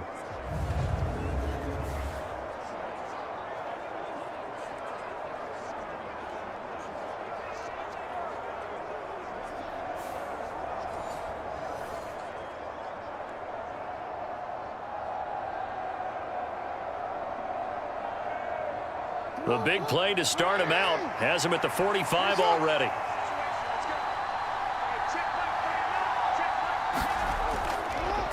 Jackson, option right. And nothing doing. He's immediately taken down at the line of scrimmage. No gain there as he kept it himself at second down. Well, for that being an option play, there really weren't too many options available for him, were there? No, there weren't, and at least he was able to get back to the line of scrimmage, so they didn't lose anything, but you're exactly right. Nowhere to go. On second down, here's Henry. And they'll get him down as he's inside the 40. 16 yards on that one and a Raven first. Well, there's plenty of real estate for him to maneuver on that run, and let's face it, it shouldn't be a surprise. He's one of the better backs in the league. Had to come into this game with the idea, slow him down, otherwise it's going to be a long afternoon.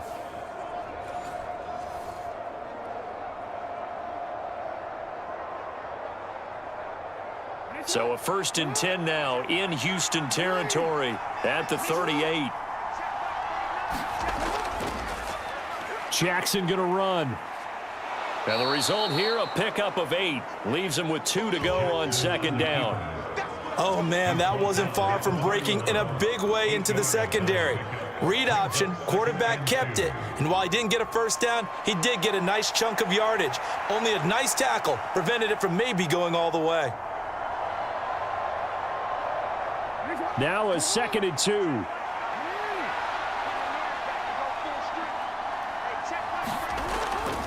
Off the play fake, here's Jackson. eluding the pressure right.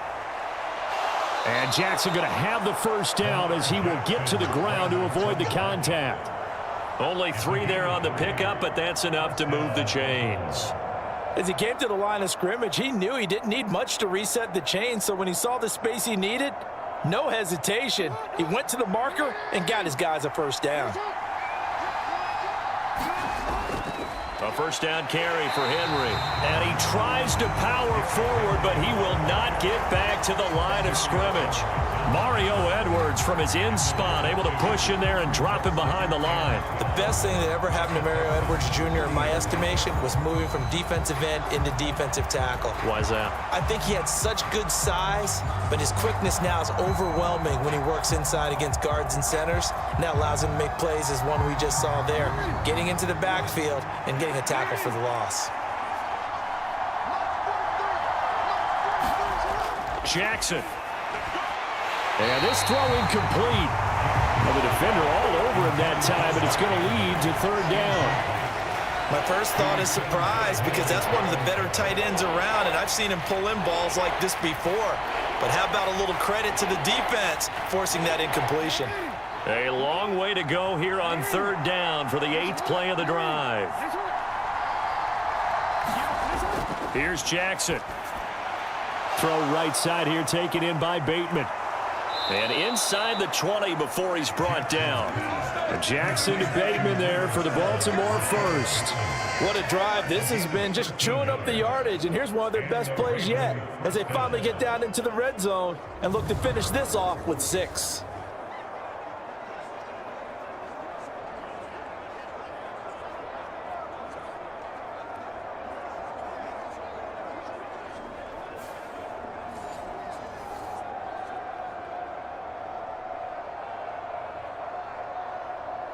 So the ball down to the 16 here for 1st and 10.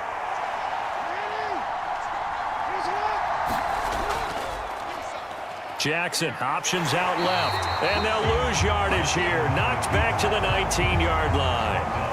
Call it a full 3 yards in the wrong direction there. Brings up 2nd down.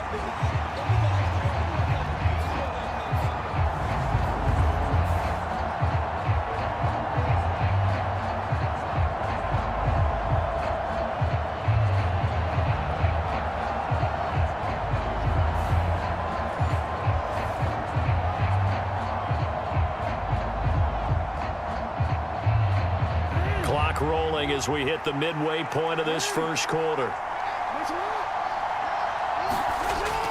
Running left, it's Henry. And it doesn't matter who carries it, apparently, as they'll drop him behind the line as well. Third down, now even tougher. 3rd and 13 after that loss of a yard. I think it might be time to move to a different section of the playbook there, because back-to-back runs, both for loss. Now they have 3rd and long coming up.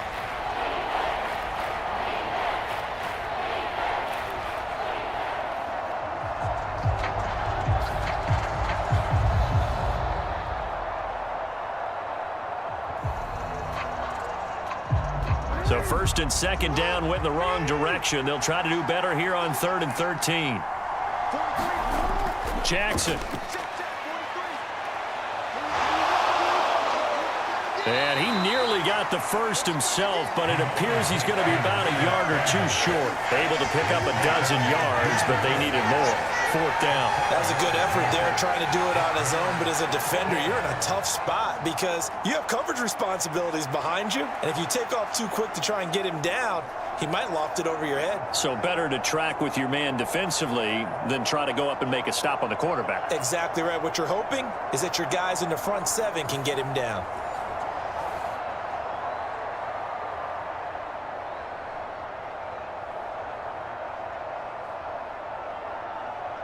And no move to get the offense off the field. They'll stay put on 4th and 1.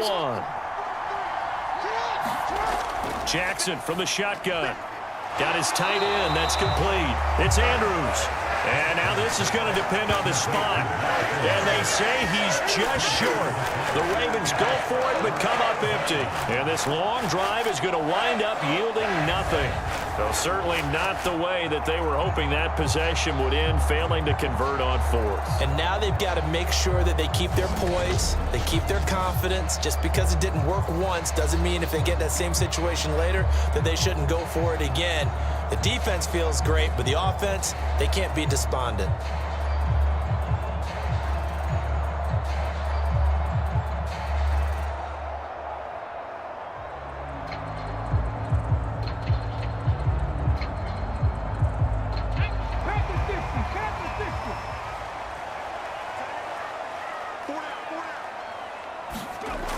Stroud to throw it. He'll get this into the hands of Nico Collins. And he'll go out of bounds. Looks like right at the 15. So the completion good for 7 there. And that will bring up second down. All that practice time came to fruition on that play. All those timing routes that they work on through training camp, OTAs, minicamp, and just regular season, they got it done on that one. An outcut, ball was delivered, and picked up the completion. And Stroud now to throw. Man open, that's complete to Dalton Schultz. First catch for him on the afternoon, and it results in a first down. Many different ways to create space, but on that play, he did it with that big, wide body of his. Didn't get a whole lot of yardage on the play, but it did what it was supposed to. Pick up a first down.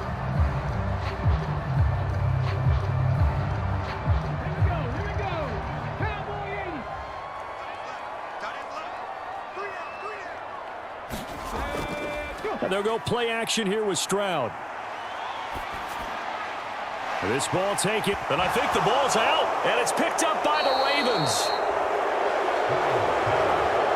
Always costly to cough up that football. These defenders, they become so adept, though, at jarring it free. Yeah, it's amazing that there aren't more fumbles caused, because now, if you're an offensive player, you go through ball security drills every single day. It's really not out of line to think you should take the ball to bed with you and just hold on to it. But the bottom line is, no matter how much you try to protect it, these guys are pretty good at finding ways to knock it out.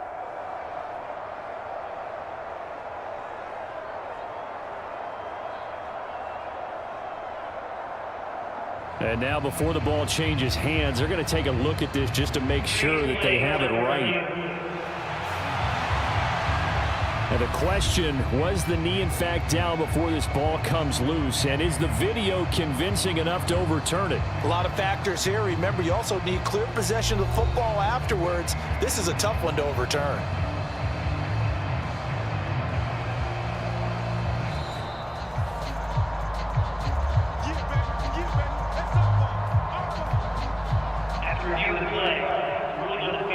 So that one overturned. They say the knee was down, and that will not be ruled a fumble. The fumble on first down. Now here's second down. Here's Stroud. Over the middle, he gets it to Collins. And he slips up past the 45 before being tackled. Second catch for him today, and it'll wind up a first down. Boy, everything clicking on this drive. He's 4 for 4 now, and that throw, maybe the best of the bunch. This offense is really humming, and they pick up another first down.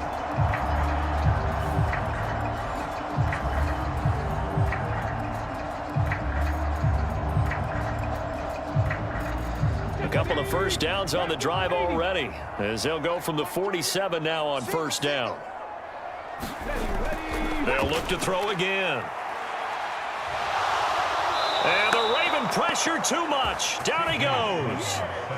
Kyle Van Noy. Now 2 sacks for him already here in this first quarter of play. Well, this has been a pretty sizable drive. They've had some success. Finally, the defensive coordinator found some success of his own. I think he just simply said enough of that. Okay, they've moved the ball well. We need to force the issue from our end, and that's exactly what he did.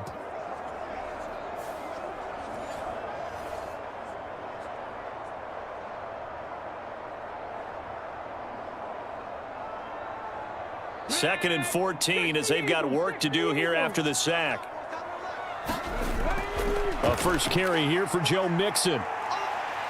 And he'll be tackled at the 45 following a gain of just 2.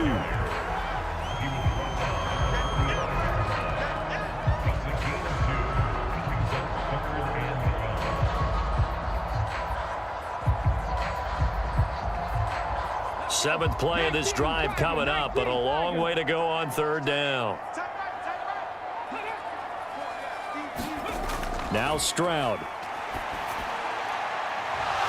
And that's going to be incomplete. The coverage too good there. The contact popped the ball free, and it's 4th down. And that's exactly what defenses talk about. You've got to find ways to get off the field when you can, especially on 3rd down. And 3rd down defense going to be vital in this game. Able to knock that one away and force a 4th down. On is the punter Townsend as he gets this one away.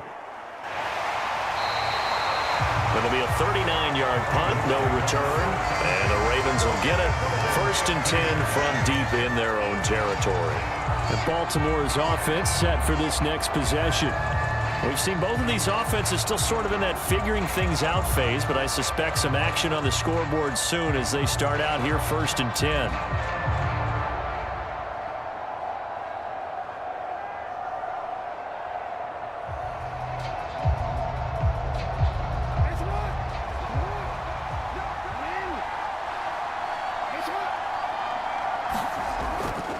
They begin with Henry. And after the nice stiff arm, the next wave swarms in quickly for the stop. Give the tackle there to Danielle Hunter. Nice satisfying run on 1st down for the offense, picking up 5, which means defensively, the thought process is entirely different. You don't want to panic, but at the same time, you're saying to each other, we've got to tighten this down. We can't give up gains like that. They run the option on 2nd down. And maybe the wrong read there as he's going to go down immediately.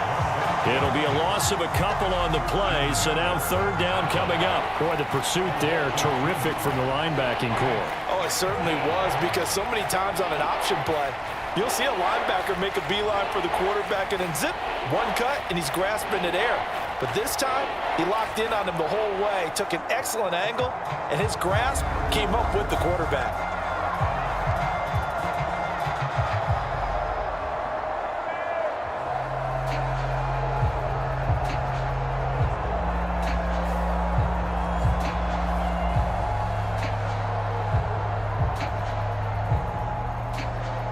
Here now a 3rd down and 8. To throw is Jackson. A short throw caught by Andrews. And able to get this across the 20 before going out of bounds. Call it a gain of 6 on the play. And that's going to bring up a 4th down. I thought maybe when he caught it, he'd have a good chance of getting that 1st down, but that's a nice job of holding him up and preventing him from getting to the sticks. The Ravens send their punter out now as he'll punt it away for the 2nd time.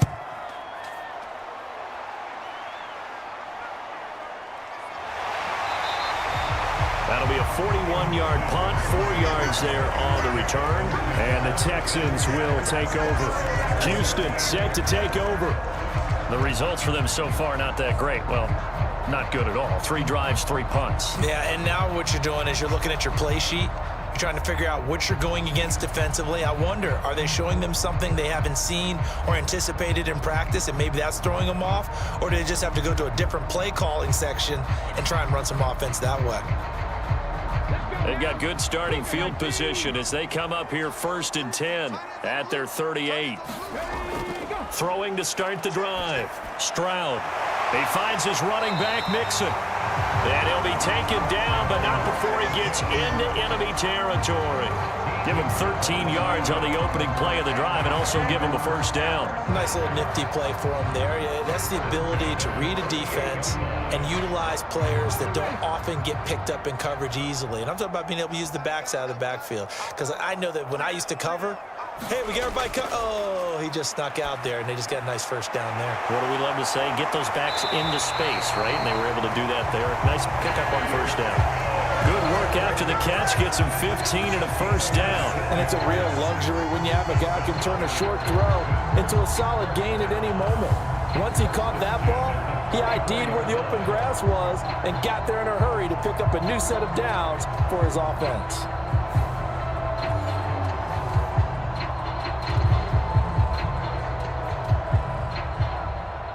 Back-to-back good plays have them on the move on 1st down.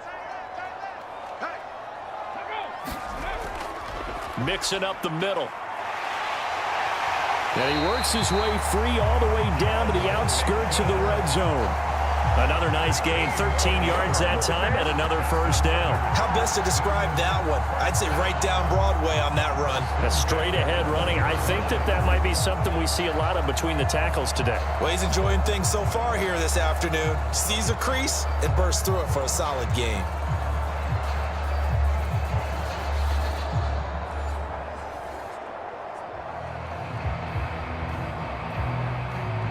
The Texans with the first opportunity now from the red zone. 1st and 10 right at the 20. Once again, they run with Mixon. And he'll take this inside the 20 and down to the 18. Tackle there by Michael Pierce. He may be a bit undersized compared to the modern-day NFL defensive tackle, but what he lacks in size, he definitely makes up for in his ability to make tackles in the run game as well. 60 Vikings, 60 Vikings.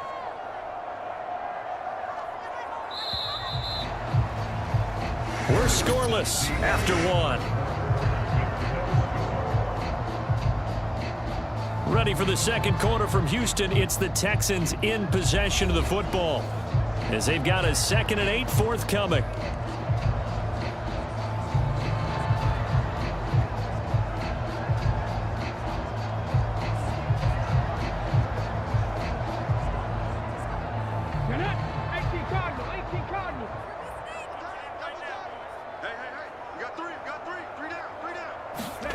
Stroud looking to throw.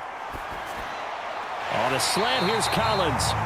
And the Texans are going to have a 1st and goal as he'll be taken down at the 7-yard line. And the throw and the catch were just fine, but against zone coverage when you run a drag route, what you're hoping for is he makes the catch and makes someone miss, and they don't there. Very difficult route to run when everyone has their eyes back towards the quarterback and they're able to see the route develop. Here we go now on 1st and goal.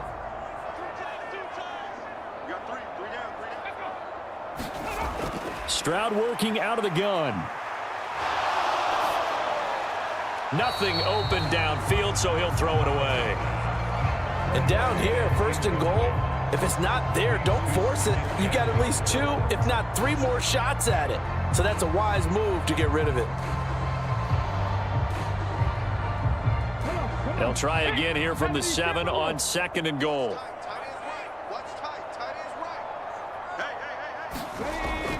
Now they'll throw here out of the gun. Touchdown, Texans! Dalton Schultz, a 7-yard touchdown grab. And the Texans post the first points of the ballgame as they take the lead here in this second quarter. The tight end position has always been dangerous, especially in the red zone, short field. But now even more so because these tight ends aren't necessarily the tight ends of old. They're the rocked-up wide receivers who have a little bit more speed, way harder to cover than before. Kaimi Fairbairn on for the extra point. And the Texans take a 7-0 lead. So that drives 7 plays in length. And it was the tight end Dalton Schultz on the touchdown reception to cap the drive.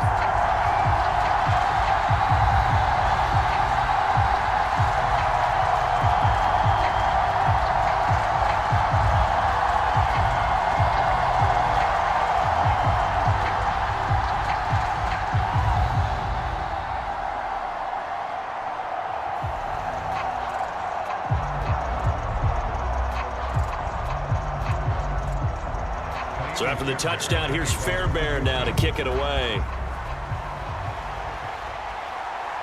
From his end zone, here comes Justice Hill.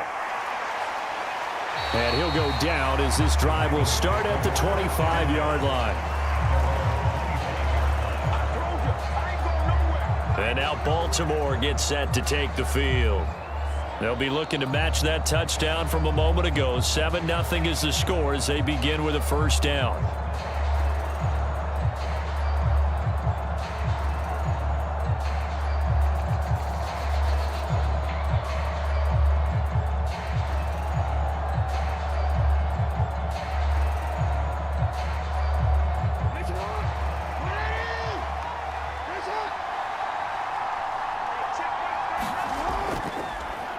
They'll start with the option. Give him 4 yards there on the first down keeper. Well, if you're going to run the read option, typically, you've got to keep an eye on the defensive end. And what does that mean? What are you looking for with a defensive end? Well, you want to play off of what he does. If he collapses inside towards the running back, then you pull it and take it yourself outside in. If he stays outside, you go ahead and leave it with the running back. In this case, pulled it and got good yardage himself. On second down, Jackson. Throw right side is complete to Andrews, his tight end. And he gets this one just shy of the 40. They'll mark him down at the 39. Jackson to Andrews on that one. First down, Baltimore. And after that completion, you can understand why so many teams in the league are emphasizing speed on defense at every position. The tight ends have created so many tough matchups now. If you can't run with a tight end as a linebacker, this is going to be the result every time. They run the option here on 1st and 10. And some nifty running here as he'll take this across midfield and down to the 47. Back-to-back nice gains. That one for 14 yards and another first. How about that there? No frills, no additives, right? Nothing crazy. Just find a way to pick up the first down. A nice run right there.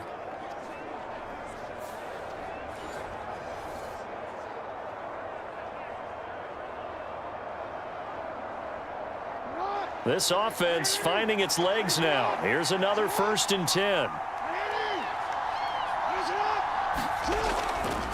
Running from the gun with Henry.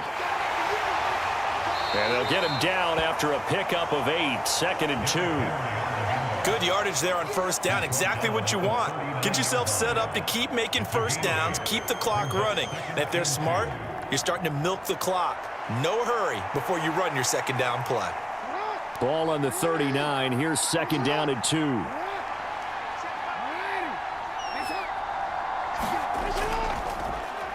On the option right is Jackson. And holding it may be the wrong decision as he's stopped in the backfield. It'll be a loss of a full 3 yards there, and it also brings up 3rd down. Well, he had success earlier in the drive keeping it himself. Not here, though. And sometimes when you have that kind of success, you can fall in love with the option a little bit too much and not give the defense credit for making adjustments themselves. And that play starts to lose its effectiveness.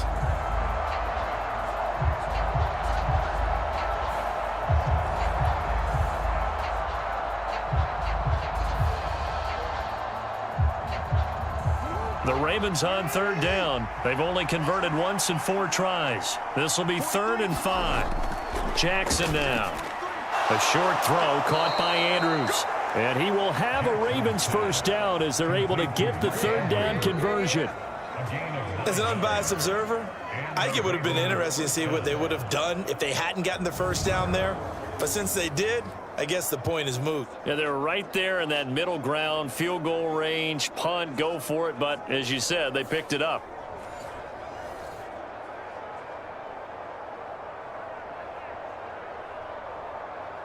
So they'll come up 1st and 10 now from the 33. Jackson, options out left. 2 yards the gain on the keeper, and it's 2nd down.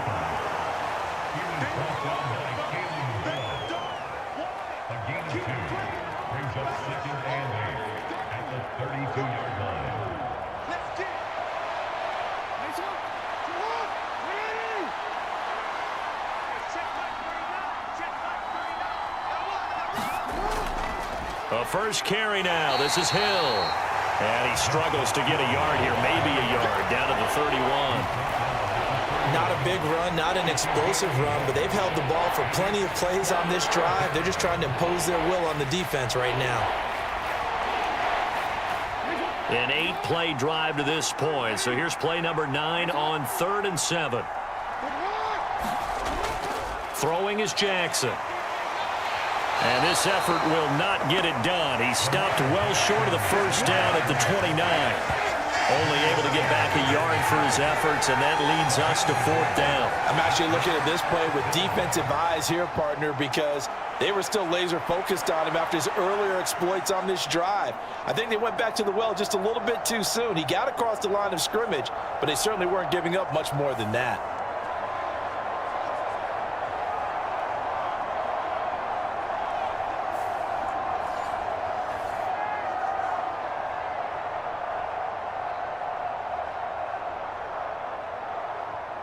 So Jackson will head to the Ravens sideline, and on comes Justin Tucker for the field goal try. From the right hash, it's a 46-yard attempt. And Tucker, the former Longhorn, puts this one through, and they are on the board, but still trailing. It's 7-3. So the third drive's the charm. They are on the board, albeit with just a field goal. Yeah, 3 points from 3 drives. That's not going to win you a whole lot of football games. Hopefully the fact they were able to move the ball a little bit can wake up their offense.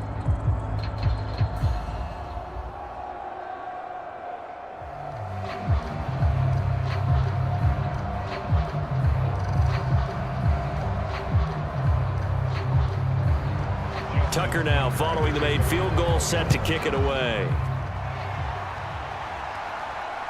Couldn't take the chance. This will be returned from the goal line. And he brings us out past the 20 to the 24.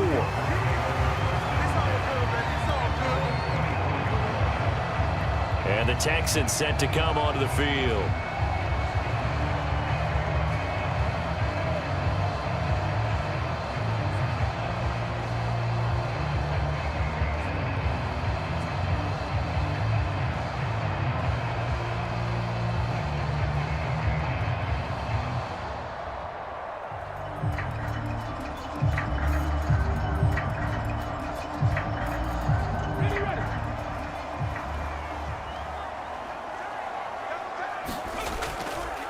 Here's Joe Mixon as they start on the ground. And he'll take this one up close to the 25-yard line. Brought down on the play by Trenton Simpson.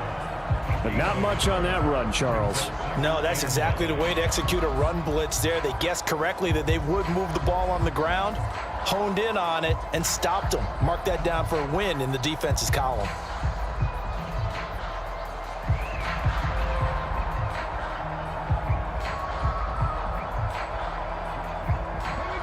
They work now on 2nd and 9. Stroud. And that will be incomplete. Tried to dial up the long one way out there, but it'll be 3rd down. That's some good closing speed there defensively, because that looked open for a minute. But that's great work with the ball in the air. Never gave up, converged on his man, and broke the play up.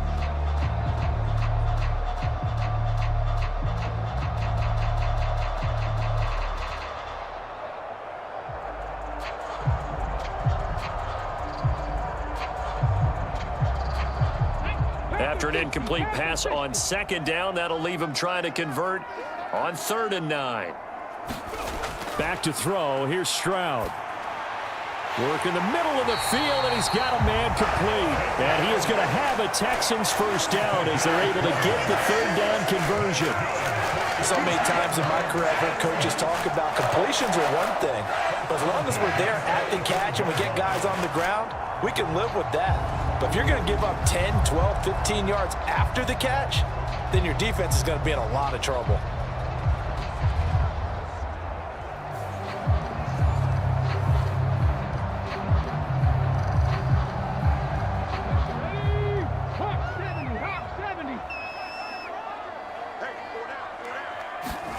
Stroud now on 1st and 10. Running the slant, that's Robert Woods. You can see the time and effort and thought that they put into their passing game because it was evident right there. It looks like a simple pitch and catch, but you and I both know that they have planned for this and worked hard to make it happen. A good position to be in here, 2nd and inches.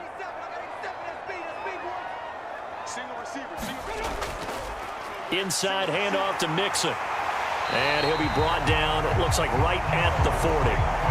A gain of 5, good enough for the first down. 2nd and inches is oftentimes an invitation for an offense coordinator to take a big shot downfield because he feels like he can come back on 3rd down and pick up the first down. But sometimes you just don't want to break tendency. Stay with what you are, stay with who you know, and go get the first down. That's exactly what they did. And they'll throw it with Stroud here, 1st and 10. And he goes down. The Ravens able to get to him. Adafe Owe showing off the pass rush skills. So, Charles, no turnovers yet for this offense, but those sacks now, they're starting to pile up. And one thing usually leads to another because they've got to figure out how the offensive line and everyone else involved in protection can keep their quarterback upright and allow him a chance to throw the ball downfield.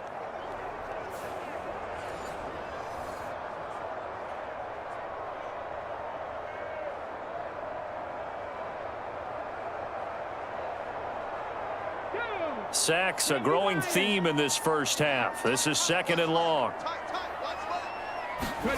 Throwing now is Stroud. Caught by Woods. They get 16 out of that one, but they'll still need to convert on 3rd. That's a good bounce-back play right there after taking a sack on 1st down. Didn't quite get it to the marker, but now they're in a much better spot for a 3rd and short yardage call. If you're the offensive coordinator, you like looking at that section a heck of a lot better than trying to figure out 3rd and long. 3rd and 1, Stroud. Oh, he had him. He was open, but he couldn't get it to him. It's incomplete. And based on my math, they've only converted 1 time thus far in this game, so you can see the frustration starting to come out a little bit. 3rd downs, they've been a problem for them all game. They've got to start becoming solutions.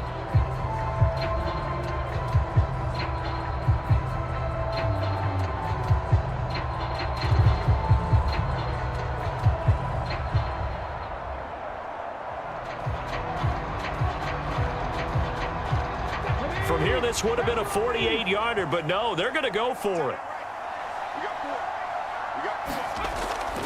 They run for it with Mixon. A great effort there to shed the contact, and it helps him pick up the first. I like that call. I'm assuming you're with me. I am. I'm totally with you. And to me, they saw something that they liked there. Because, let's face it, it's going to be a mass of bodies, but it feels like the head coach has said, my best runner over my best blocker, give it to me right now. And you only needed 1 yard where they were on the other side of the field. Seems like a no-brainer. If we can't get 1 yard, what are we doing out here? And he'll be a couple yards shy of the red zone here at the 22-yard line. It'll be a gain of 5, and it'll be 2nd down.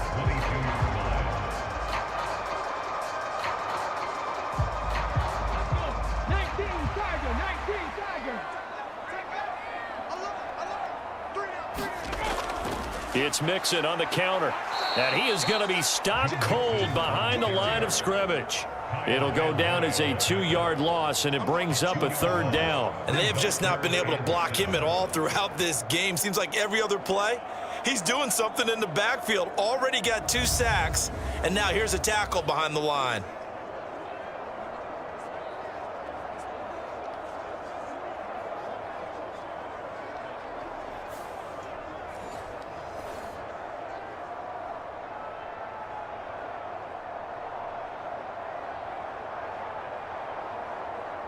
This offense so far on 3rd down, just 1 for 5 to this point. This is 3rd and 7. Looking to throw. Stroud. He had a man open, but he missed him, and it's incomplete. Not sure what happened there, but he just didn't get the right read on the coverage that time. Pass wasn't where it needed to be, and that'll send them back to the drawing board.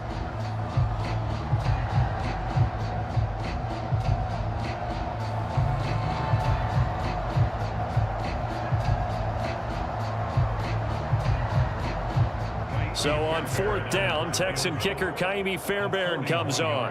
From the right hash, it's a 41-yard attempt. The kick by Fairbairn is good, and they push the lead up to a touchdown now at 10-3.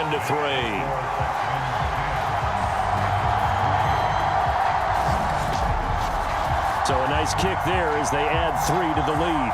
And from what I've seen so far, Brandon, I think they've been the better of the 2 teams here in the first half. So even though you want the touchdown, I think that's a nice job there to put 3 points on the board.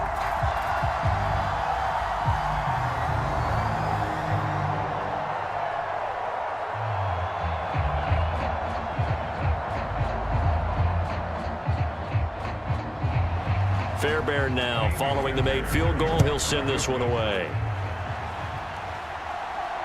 This taken in at the goal line. And the tackle going to be made right there at the 25-yard line. Now the Baltimore offense heading back out onto the field. Just a lone field goal for them so far, trailing 10-3 as they come up 1st and 10.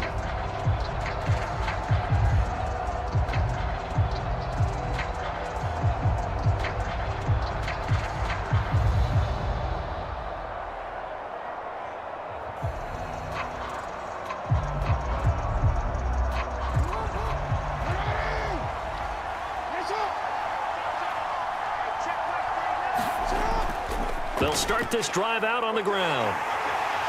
Trying to keep those big legs churning, but he's going to go down in the backfield.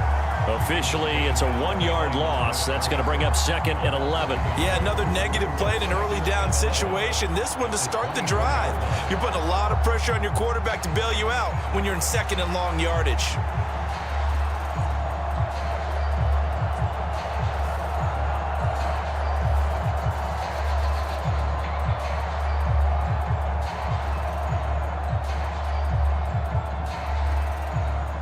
After the loss to start out, here's 2nd and 11.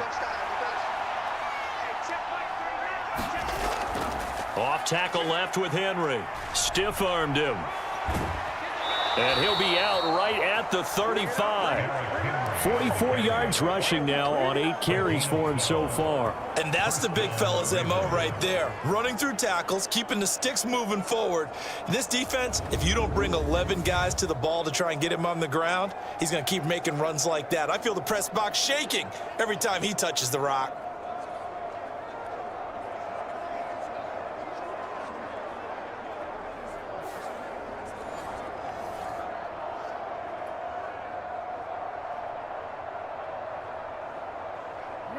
A solid run by Derrick Henry, and here's another 1st and 10.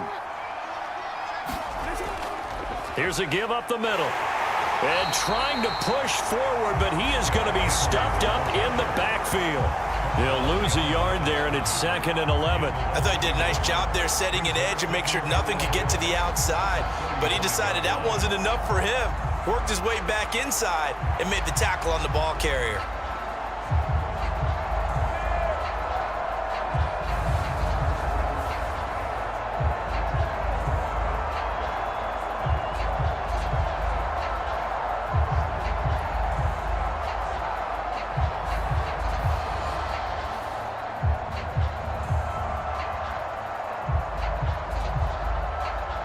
Looking at a 2nd and 11 now after the loss. And now Jackson will look to throw it. The connection here with Nelson Aguilar.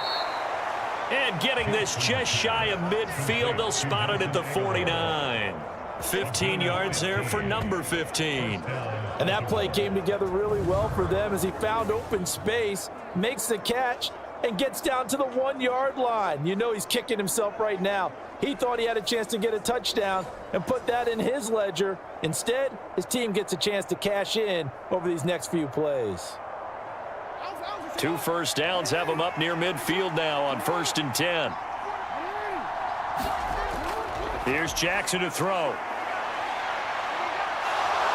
Puts it on the carpet, it's out, and the Texans scoop it. And he'll take it across midfield and down to the 48-yard line. A disappointing end of the sequence there. He was starting to turn nothing into something, and then he lost the football.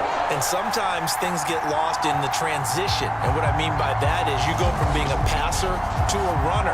And at a certain point, once you cross the line of scrimmage, you're strictly a runner now. There's no more downfield threat. Make sure you take care of the football while you're traversing downfield.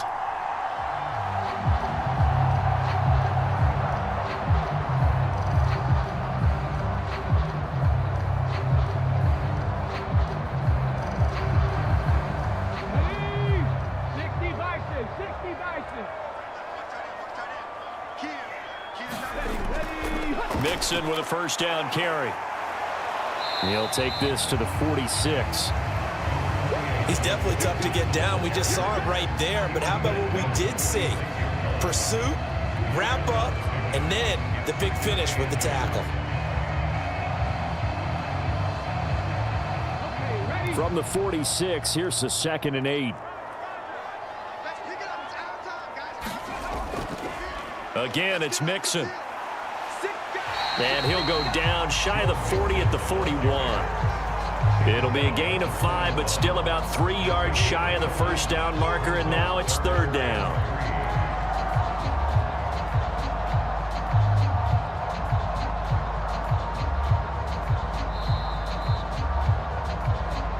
Our score 10-3 with 2 minutes remaining in quarter number 2.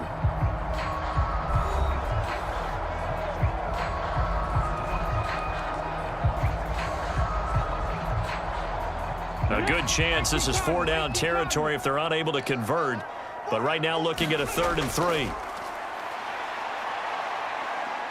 Buying time to his left. And he takes this just a few yards shy of the red zone before going out. Able to make something out of nothing there. 17 yards and a 1st down. Well, here's your first example of how this guy can beat you in more ways than one, because they took away his arm. But he was more than happy to dissect them with his legs for that 1st down pickup.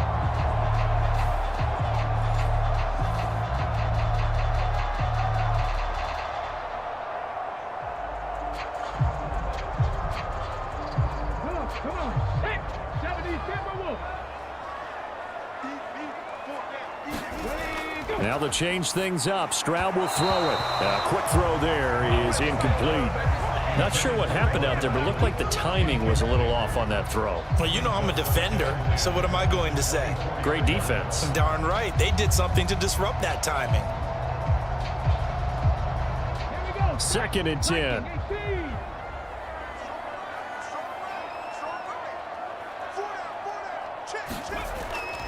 Back to throw. Stroud throwing quickly there, but it's incomplete. Feels like they're getting caught in between here because they did completions on 1st and 2nd down. Now you got to worry a little bit about the clock because you prefer not to give them another shot here in the 1st half. But if you don't pick up the 1st down, guess what? You're likely going to have to.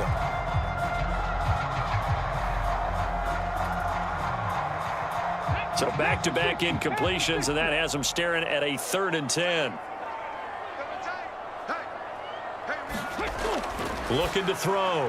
Stroud. That is caught. Touchdown. Take down. A 24-yard touchdown. And the Texans go up by 2 touchdowns. All the receivers in the league are plenty good enough. Otherwise, they wouldn't make it in the NFL. But the ones that go to the Pro Bowl, they have refined route running ability.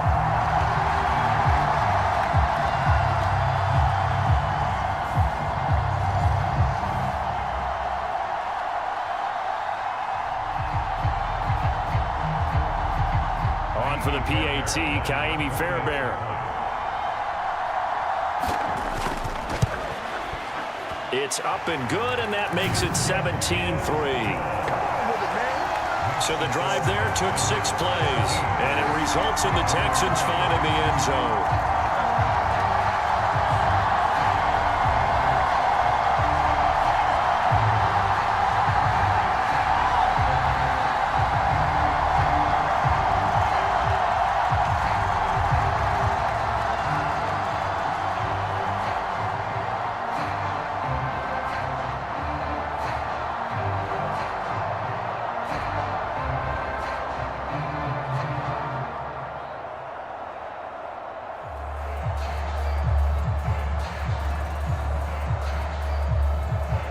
So after the touchdown, here's Fairbairn now to kick it away. And Hill will opt for the touchback. Baltimore about ready to go on offense. Last time out, they had the fumble. That led to the touchdown. Not a great look on either side of the ball as the defense gave up the points too, Charles. But they've got to take care of the football and do better here on this possession. It's certainly been a tough stretch, partner, for both of those units, and they kind of put their defensive mates in a really tough spot there by dropping the ball on the ground. But an easy way to make it up to them, get out there now and get some points on this drive.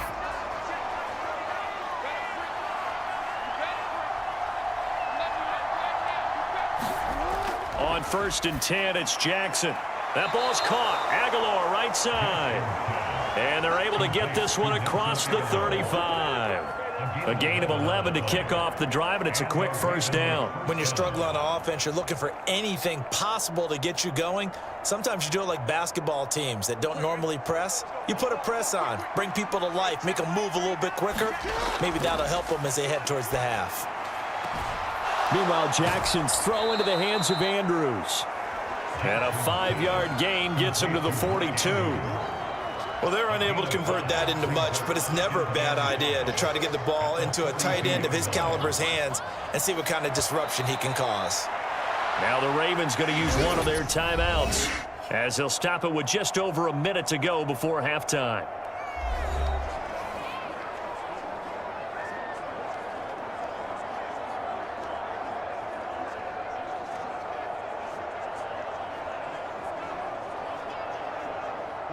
Second and 5.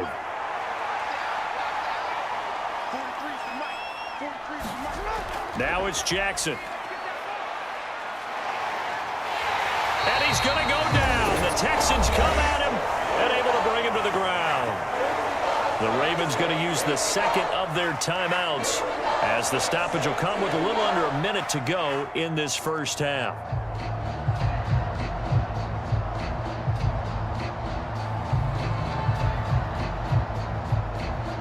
Now after that sack, it's 3rd and long for Jackson and the Ravens. Looking to throw. And able to catch it on the left sideline, but they're going to rule him out of bounds. So it'll be incomplete. Certainly one they'd like to have back as it brings up 4th down. It's going to be another frustrating end to a drive here. This offense, they've not been able to get anything going in this first half. And now it's going to be time to gather on the sidelines and try and figure out what's going wrong. Who has an idea? Who has a plan? Time to implement it. 4th down, and out comes Jordan Stroud here to punt. Averaging 50 yards a boot so far as this one's away. It's a 40-yard punt, 4 yards on the return. And the Texans will take over with a 1st and 10. The Texans with the football here late in this first half. And with a 2-score lead already, they may just look to get this thing to the locker room.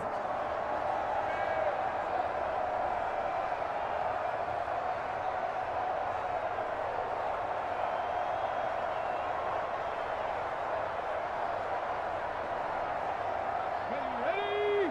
Hawk 70, Hawk 70. 1st and 10, it's Stroud. And that throw behind his man, he missed him, incomplete. I think he could have scanned downfield forever, but there wasn't anything available. Ends up throwing an incompletion, and I think he'll take that.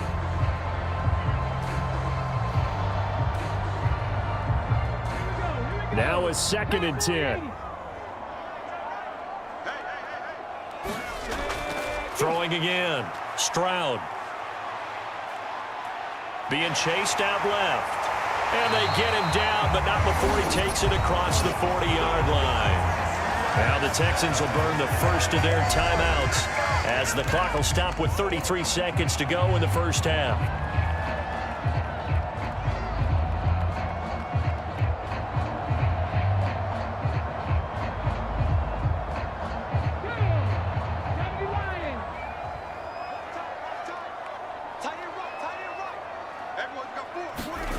On 1st down, here's Stroud. A short one going to be taken in here by Schultz. Now the Texans will use one of their 2 remaining timeouts. So that means they're down to 1 remaining here as we head toward halftime.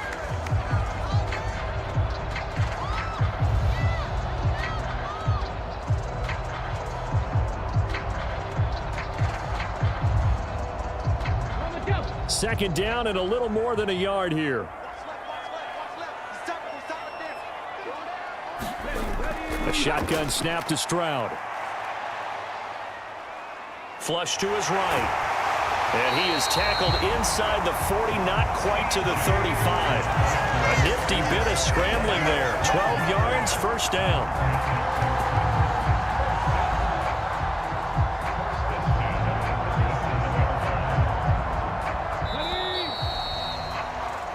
So we've reached halftime here. Charles has already thrown off his headset. He's out here. He says, it's Christmas Day. I'm going home. We're not done yet, though. As we send you on over to Orlando for Jonathan Coachman at our EA Sports Halftime Report. Take it away, Coach.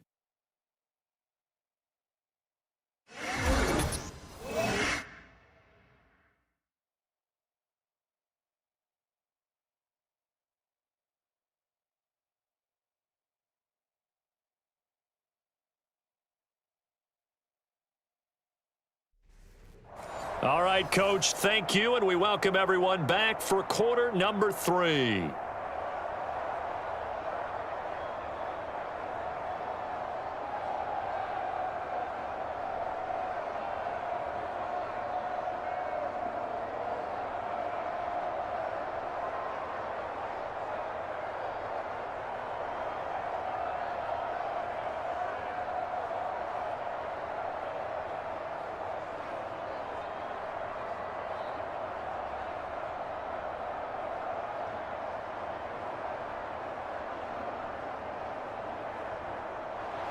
(17-3) the score as we resume action for the second half on EA Sports.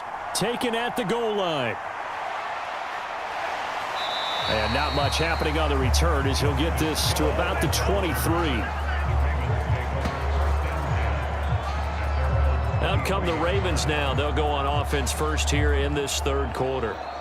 By no means certainly are they out of this contest. 2-score game start of the third quarter, but you feel like if they don't get points and then they give up points, then it can become a slippery slope. This feels like an important possession. Yeah, and that slope becomes even more slick if you come away empty-handed on this drive, because then you give them a chance to extend their lead.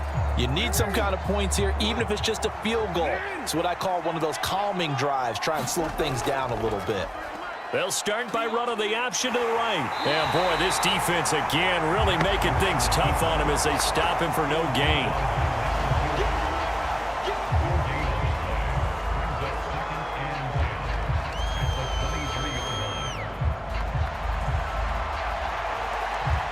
Second and 10.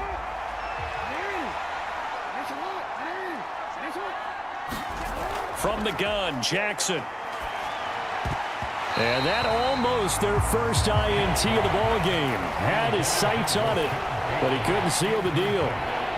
Pretty nice coverage there, but a missed opportunity for an interception. Let's face it, a lot of these defenders, they've got it all. Speed, athleticism, hands, a little bit questionable. This offense in desperate need of a conversion as they come up on third down. Now it's Jackson. A short throw caught by Andrews. And a good tackle there right around the 30. Stops him short of the first down. So 8 yards on the completion there. And it'll be fourth down. He wasn't the primary target, but I think it was almost like a check down situation, wasn't it? Yeah, hoping he can break some tackles, a big tight end, but he couldn't do it. Yeah, get it to that big frame and hope he can scatter some bodies, unable to get it done.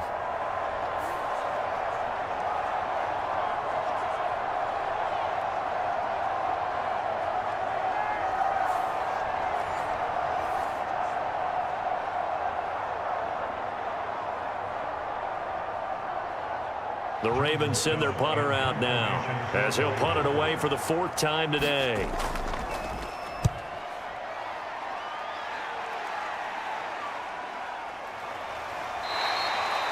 A 41-yard punt there with no return. And it will be 1st and 10 as they take over. Here's the Texans offense now, readying for their first possession of the second half.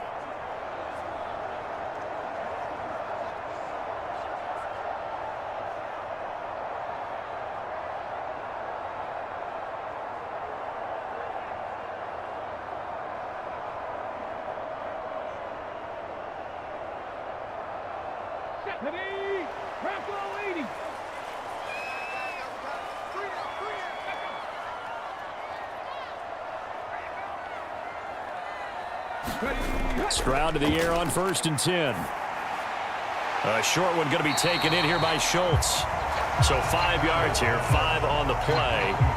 And it's second down. Got to give credit where it's due. Really nice defense on that play. The pitch and catch was successful, but not any run after it.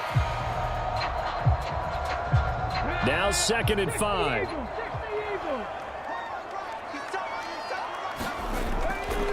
Out of the shotgun, they run with Mixon. And he'll be brought down right around the 37. 7 yards there and a first down. We don't talk about it very often, but sometimes there's a dip in intensity when you start the second half, which can manifest itself in some sloppy tackling. And how about right there? He ran right through that weak tackle attempt. Line of scrimmage, the 37 on 1st and 10. They'll stay on the ground. Mixon again. And he'll muscle his way up to the 43 for a pickup of right around 5. That's a really nice job by them picking up the run blitz and detecting it and blocking it and turning it into a nice run. And a lot of times you think if you blitz a running play, you're going to smother it. But a lot of the blitzers, they come in a little bit high. They don't have great leverage, and they're easily blocked and turned to the side. On 2nd down, here's Mixon. And he'll take this one up close to about the 45.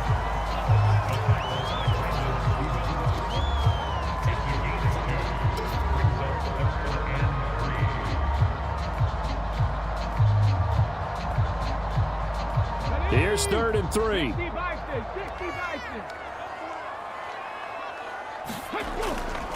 They give to Mixon to try to pick it up. And he'll be tackled about 2 yards shy of the line to gain. A 1-yard pickup leads to 4th down. Now that was a big-time play by the defense. They as well knew where the first down line was, and they didn't let them get anywhere near it.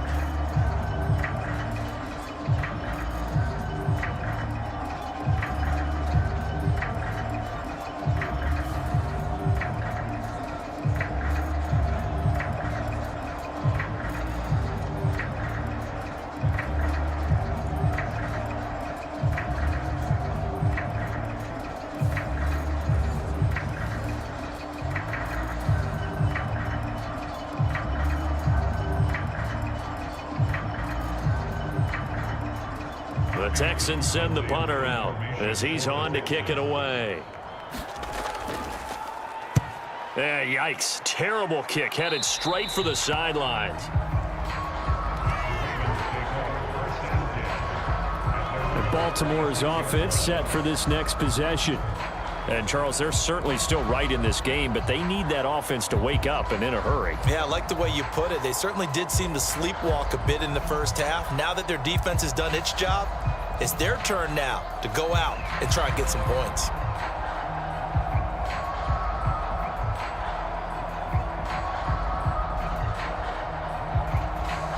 Jackson and the Ravens come up now 1st and 10 at their 36-yard line. They'll try and start this drive in the air. And that one off the mark behind him. Incomplete. I like the call. It looked like the right time to dial up a running back screen. But this one got disrupted right from the start and ends up falling incomplete. After the incomplete pass, here now is 2nd and 10. Tenth carry now for Derrick Henry.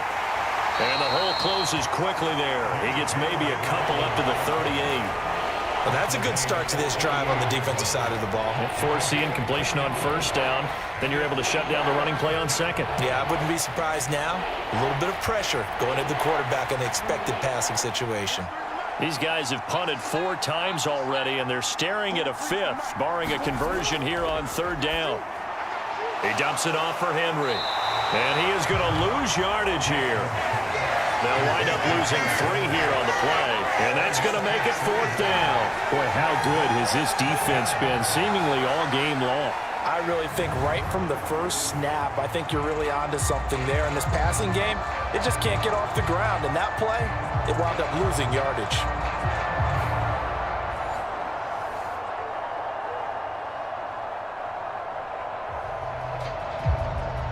The Ravens send their punter out now as he's on for the 5th time here today.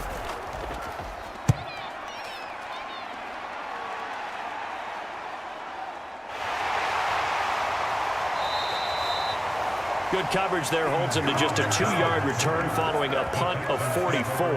And out will come the offense as they take over. And now out comes Houston. This crew had to punt last time they had the ball, but when you've got a lead like this, you can tempt to play the field position game. You are to an extent, especially if you like your defense, because you have the lead, you've been controlling the game. But why put them in a tougher spot? You want to get out there and get something done on offense and maybe take command of this game yourself. 18 Cardinal, 18 Cardinal. The drive will commence with a run by Mixon. And not a whole lot of room to operate there on the first down run. He gets maybe 3. Well, that's just a pile of bodies there, and that's when you kind of find out who's a tough guy, right? Who can stand up and make a play. It was only a 3-yard run, but for both sides, they had to walk away from that feeling like, okay, I can stand up when the going gets tough in here.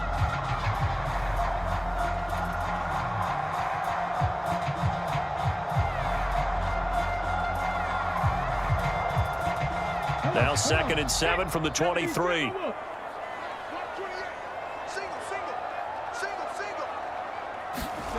Stroud out of the gun here. Looking left side, and he's got a man. That's Schultz. And he's taken down, but able to slip across the 35.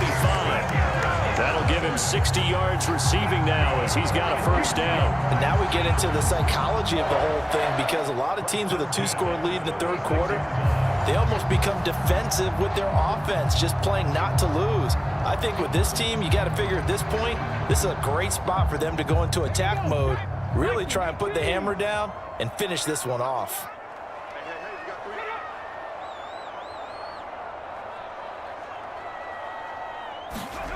On first down, Stroud. Now a quick throw there, but it's going to be incomplete. I think he's got to be careful not to force anything into coverage right there. There weren't really any throwing lanes, but the best part for him, he's got 2nd and 3rd down to fall back on. They'll try again from the 36 on 2nd and 10. Back to throw. Stroud. A short one going to be taken in here by Schultz. And able to get this one across the 45 before he's brought down. That catch puts him over 70 yards receiving now as he's got a first down. I like how they work the tight end on a nice little under route there. And if you're going to give him that much space, he's not even going to catch the football. He's going to run away from you a little bit, and that's exactly what he just did there, picking up extra yardage. Here's a give to Mixon. And he'll be taken down at the 44-yard line. 60 yards rushing for him now in the ball game. After another impressive run, the question has to be asked, how do you slow these guys down running the football? I think they're going to try and get more people to the point of attack, try and get more people to the line of scrimmage, almost use a variety of run blitzes in order to try and get it done. Back to Mixon on 2nd down. And good work there in open space. And he's got this all the way down now to the 32. That's good for a Texan first down, a 12-yard pickup. That's a nice run right there, able to get to the outside. And so many times defenses say, okay, we've got you hemmed in. But if you're running the football, at least you know where everyone is coming from. You don't have to worry about the backside at all. That allows you to run with a little bit more confidence as you traverse down the field. From the 32 now, here's 1st and 10. Looking to throw. Stroud. And that is incomplete. Oh, the coverage a little too good there, and it's 2nd down. I know at times people think we use it too often, but you've got to be able to throw guys open. And when you read zone, you've got to stick it in there before your receiver gets to the next guy in the zone. Otherwise, you bring him into the play. And that's precisely what allowed that defense to disrupt the pass. Stroud now on 2nd down. Throwing the out route incomplete. That's Collins. And he's down into the red zone at the 16 after a gain of 16. 1st and 10.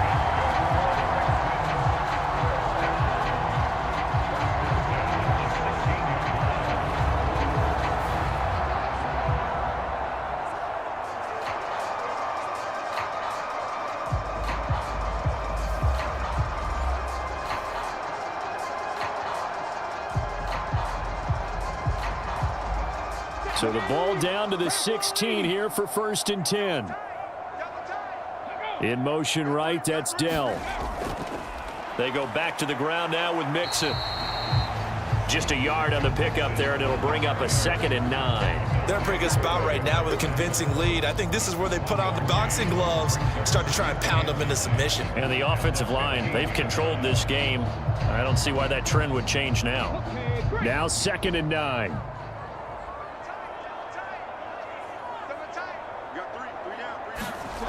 Operating from the gun. Stroud. Oh, he put it on the carpet, a fumble. And it's picked up by the Ravens. And a big turnover there as his guys will get the football back.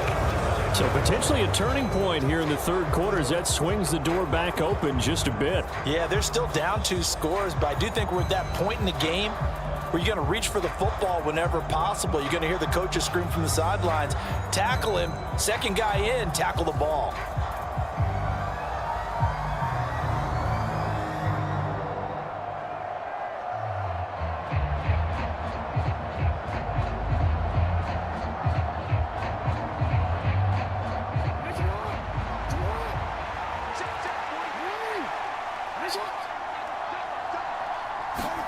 After the fumble recovery, it's Jackson. A slant route caught by Bateman. And they'll get him down up past the 15. That'll go for a gain of 13, helping big time to get away from that end zone. First down. And that's one of the better plays we've seen this offense put together so far. They haven't been able to get on track much at all. But listen, they're only down a couple of scores with the rest of this quarter and the entire fourth remaining. So, stranger things have happened. A first down carry for Henry. And he'll take this one up over the 20 to the 21-yard line. Henry To'o there on the tackle. Oh, that was a thing of beauty right there. Look at how quick those blockers fired off the line once the ball was snapped. That was an O-line on a mission, all in sync, and the defense is lucky that play only picked up 5 yards.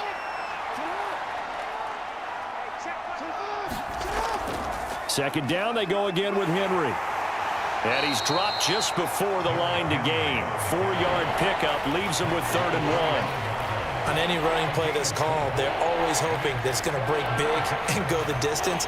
But when you get a nice game like that, you're able to do so many things anyway. You can come back and run essentially the same play again, continue to move the ball on the ground, or you can decide to throw the ball now because usually you have the defense back on its heels. On 3rd and short, they'll try option left. And he's able to pick up the first before he's taken down at the 27. So that was all you're looking for on a play like that. Get the first down and keep the drive moving. Yeah, it just looked to me like he just said to himself, I've got this. I'll take it. I'll pick it up, and let's keep moving. Get the first down, get a new set, and let's start over.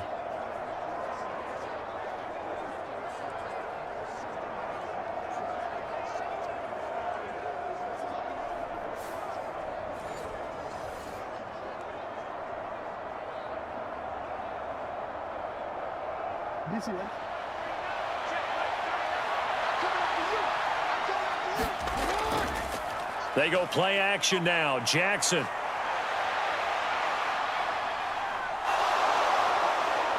The ball comes out, and the Texans scoop it. Room here to run.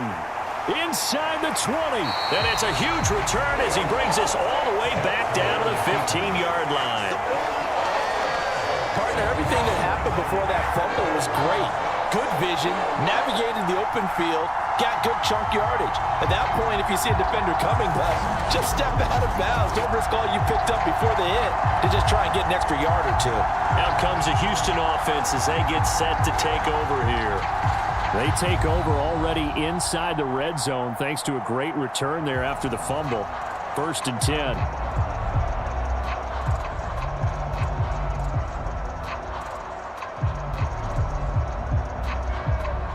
Line of scrimmage, the 15. It's 1st and 10. Following the fumble recovery, Stroud. They'll set up the screen here to Mixon. And he'll be brought down this time at the 5-yard line. And that's good for a pickup of 10 yards. And that'll leave him with a 2nd and just a few inches left. And when you have success throwing the football, the old cliche becomes true. The playbook opens up wide. And these screen passes, they become even more difficult to stop.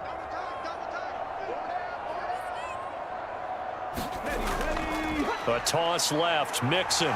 And there is nowhere for him to cut back as he's taken down in the backfield. They go backwards there 2 yards, and 2nd and 1 is now 3rd and 3. I like the strategy. Extra tight ends, extra beef. They want to run the football, but that means they probably want to run it inside. If you get strung out on the perimeter, you're in peril. Yeah, we saw the result, negative yardage.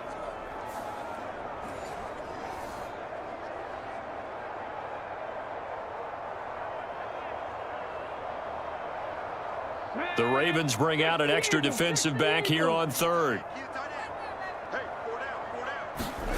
Stroud to throw it. Oh, he had him. He was open, but he couldn't get it to him. It's incomplete. I know coaches tell us all the time that having a powerful arm isn't the #1 thing they look for in a quarterback. But when you're trying to throw inside routes and you need to put some heat on it, it helps to have the big gun. In this case, just a little bit too much. This offense converted once on 4th down earlier. Now they're out there again to try once more. They'll run with Mixon. And he's able to pick up the first before he's brought down inside the 5 at the 4. Just a gain of 3, but they'll certainly take it as they convert on 4th down. There wasn't even thought of a short field goal. There was no hesitation. They were going for it. I think he was thinking ahead a couple plays ago, that if he got in this situation, they were definitely going for it. And you're right. It was a confident call and a decisive run to pick it up. Let's go now. Cougar 19. We got 3. We got 3, fellas. Ready, go. Ready, go.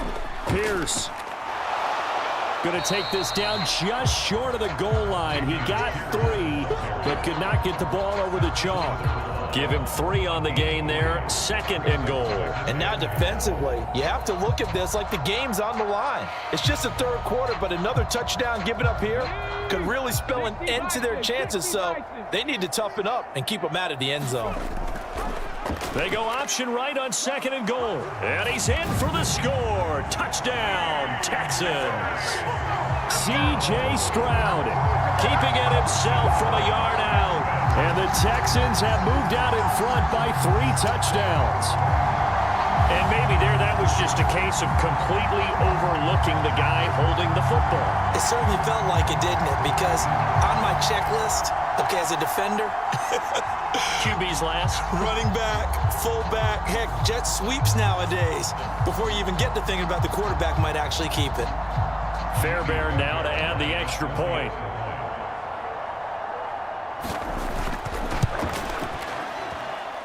And the lead now to 3 touchdowns at 21 points.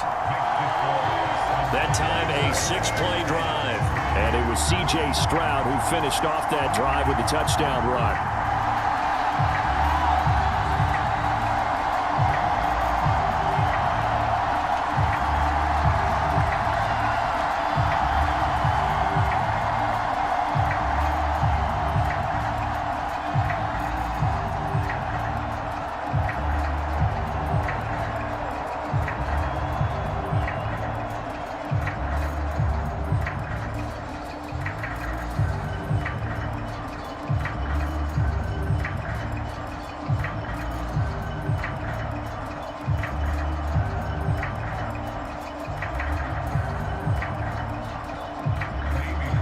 So after the touchdown, here's Fairbairn now to kick it away.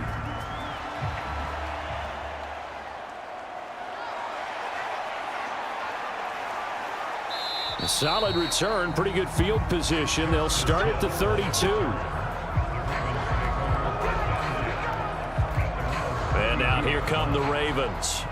It's a game that they would rather probably forget about, at least to this point, Charles. And one reason is turnovers. The turnover on the last drive, they had the issue in the first half as well, and that's really, unfortunately for them, helped to put this game out of reach. And you know they won't admit it to themselves, but we know that winning the game is pretty much out of the picture now. So their bottom line is, how do they play a clean game the rest of this one, right? Take care of the football, no more turnovers, and see how that works. And they'll run the option to start the drive. And he probably should have given that one off, as he's going to get hit and taken down behind the line. It was Danielle Hunter to make the play in the backfield. But sometimes that option can get bogged down before the gears really even get into motion, and I think that's what we saw there. And I think what he saw He saw a defensive end right in his face because he looked up and he was right there. Didn't even have a chance to get going.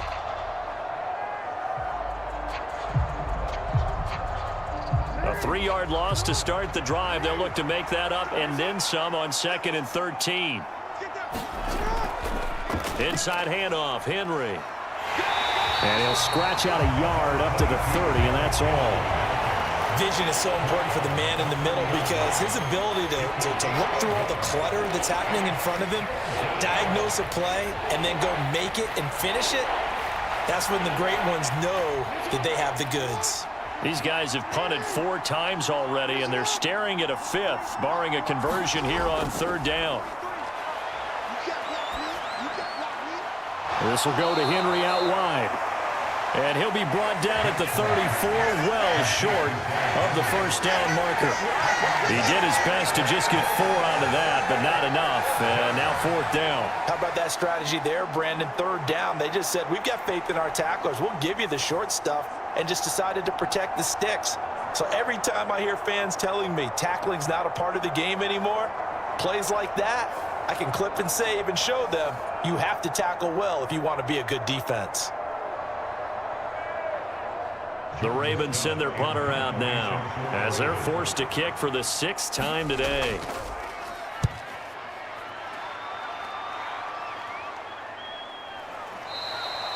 A 40-yard punt, 1 yard on the return, and they will take over 1st and 10.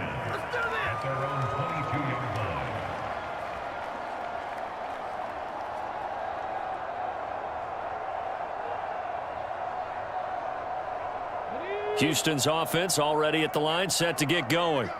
And now you've got the clock winding down here in the 3rd quarter. You're 3 scores to the good. What's your approach on this drive? Too early to fully commit to playing the clock game. Yet at the same time, you're also not going pell-mell like you would in 2-minute offense. This is what NFL offenses call 4-minute football.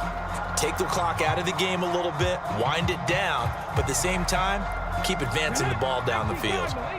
3rd quarter action here on Christmas Day. Hope everyone's having a blessed holiday season. 2nd and 10 right now. And he can muster only a couple here to the 24. So they'll get a little extra time to come up with his 3rd down play as we played 3 quarters. This is the National Football League on EA Sports.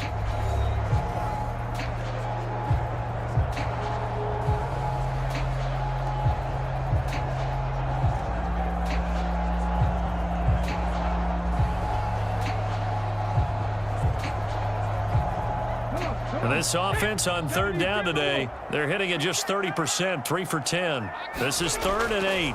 An option handoff here to Mixon. And he'll be stopped at the 27-yard line, well short of the first down marker. This defense not budging, back-to-back carries of just 2 yards. Let's give a lot of credit to the offensive line. They've been able to move the ball really well on the ground the entire game, and while that wasn't a huge one, that's okay. They'll take them in short, steady bursts.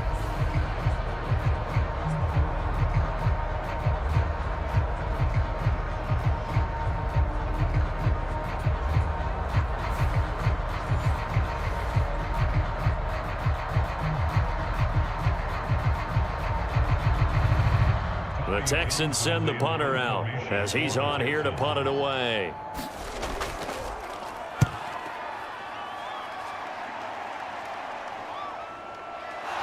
Shrugs the tackle. Nice.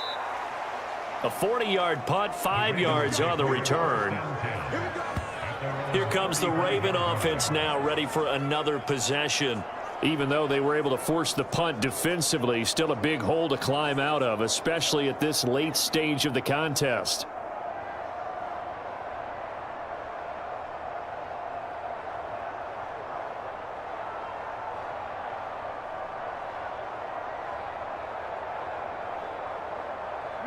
Jackson and the Ravens come up now 1st and 10 at their 35-yard line. They'll come out throwing here to start the drive. It won't be a sack, but it's no gain, and it brings up 2nd down.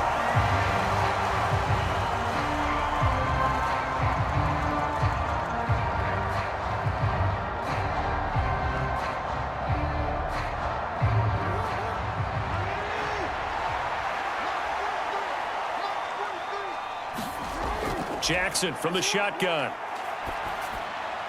Throw right side, going to be taken in by Henry. And he'll take this to the other side of midfield before going out of bounds. The Ravens get a new set of downs, give them 17 on that pickup. You cannot write these guys off just yet, not with a quarterback like that under center. You mean it actually crossed your mind with him running the team that you could actually maybe write this game off? Not yet. Not a chance. Not with him. We've seen it too many times.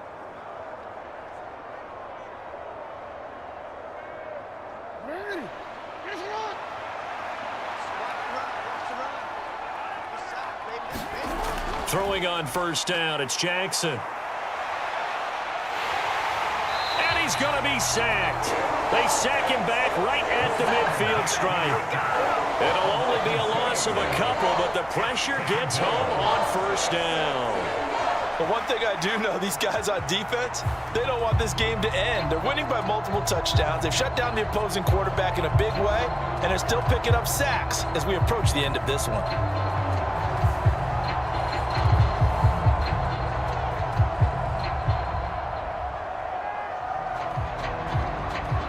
They'll come up after the sack on a 2nd and 12. From midfield now, here's Jackson.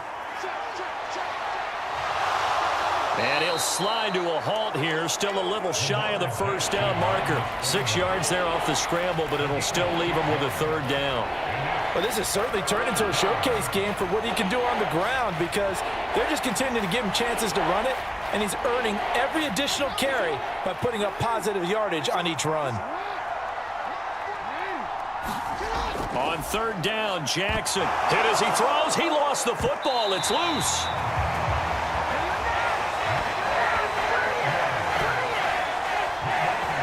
Offensively lucky they're able to keep the football, but now 4th down, so they'll have to boot it away. I do think, though, they're going to look at this as a positive. 1, they recovered the fumble, so they retained possession. But 2, being able to punt it changes field position for them. Imagine if that turnover takes place there. Now your defense has to go onto the field and try and hold. Instead, they get a little breathing room. And they're indeed going to go for it here on 4th down. So trailing here in the last quarter, let's see how this plays out. And he'll hit the deck, but he did not get there. The Ravens go for it, but come up empty. And this Texans defense stands tall. So they've gone for it twice now on 4th down in this game, and both times unsuccessful. I wish we could hear the headsets now between the head coach and the offensive coordinator. Now that they're 0 for 2, if they get into a 3rd situation, head coach might say, hey, you got anything for this one? Might get radio silence back.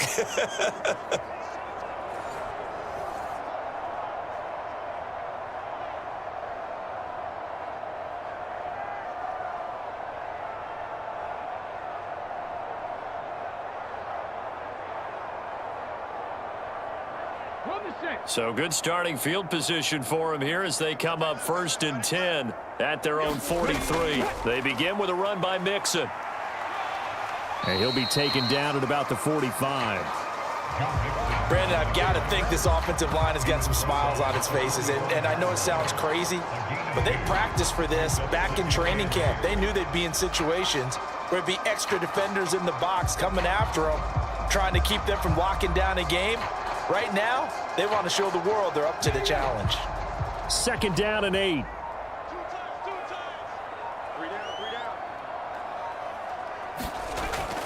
Again, it's Mixon.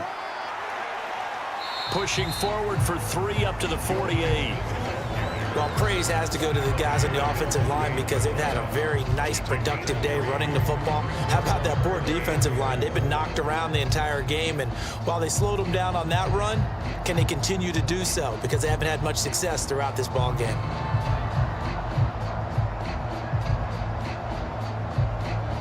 This now a 3rd and 4. Inside handoff to Mixon. And oh, he's just going to be short here, barely. Maybe by a half a foot. It'll be 4th and inches.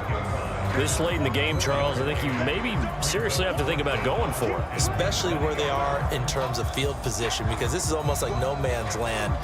Might hurt your punter because there might not be enough space, maybe too far for your field goal kicker. I'm like the old rule. Possession is 9/10 of the law. Possession is 9/10 of winning the game. Go for it. Get the first down. Close it out.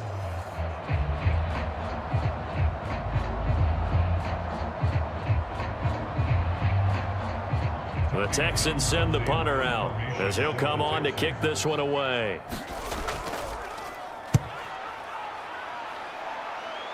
And no return here. Where will they spot it? They say just outside the 20-yard line. And now Baltimore gets set to take the field. And a drive that stalled out last time. Went for it on fourth. Didn't get it. How does that translate here? I would imagine momentum's with the defense.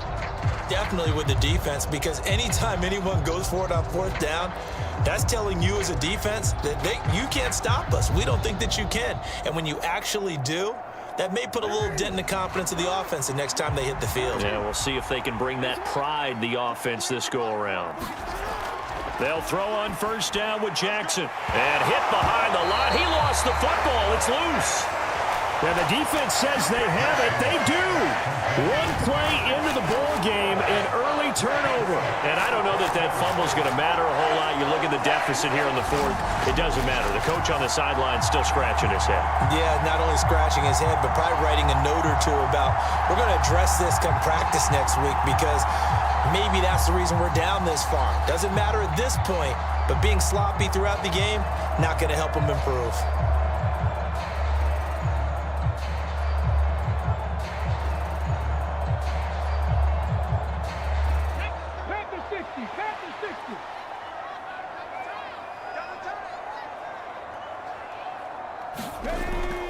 From the gun, a give to Mixon. And he can only manage to get a couple.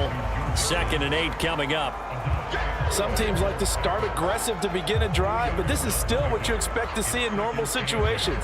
Just call a simple run, get a few yards to begin the series, and set yourself up for something bigger on 2nd down.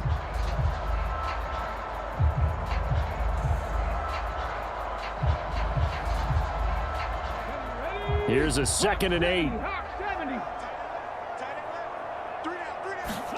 Stroud looking to throw. This will be caught inside the 10. And the Texans are going to be looking at 1st and goal as they move this down to the 4-yard line. Well, normally you might say start running the football. You've got the lead here in the 4th quarter, but the way that they've passed it with such success, I don't know, maybe keep throwing it. Yeah, I think you brought up something that goes against conventional wisdom, right? At this stage of the game, you would think you would switch to a running attack, but you're exactly right. They've thrown it so well throughout the game, and trusting this quarterback, I think you continue to do so.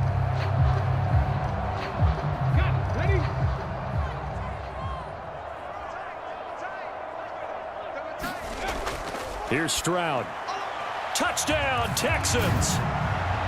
Dalton Schultz, a beast in the red zone with his 2nd touchdown of the game. And the Texans have opened up a 4-touchdown lead here in the 4th. And, Charles, they continue to have trouble stopping him as he's into the end zone yet again. Yeah, that's multiple series now that have ended with him in the end zone. A perfect plan on how to utilize him best when they get in close. On for the PAT, Kaimi Fairbairn. And that'll increase their lead to 28. The drive there only spanning 3 plays. And it was the tight end Dalton Schultz on the touchdown reception to cap the drive.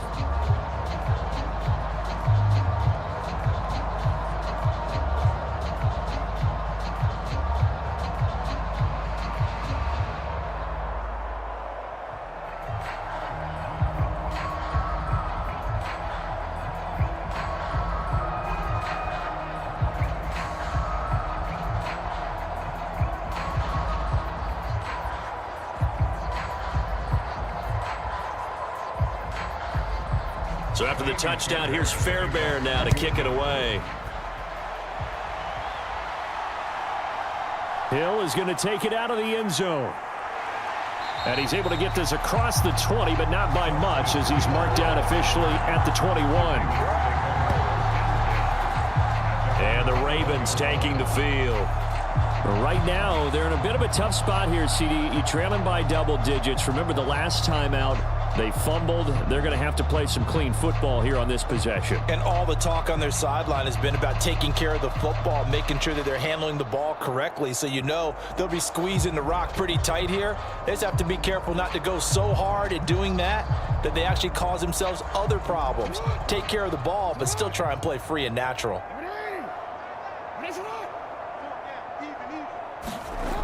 Jackson on first down. And that nearly their first pick of the game, but it falls down to the ground incomplete.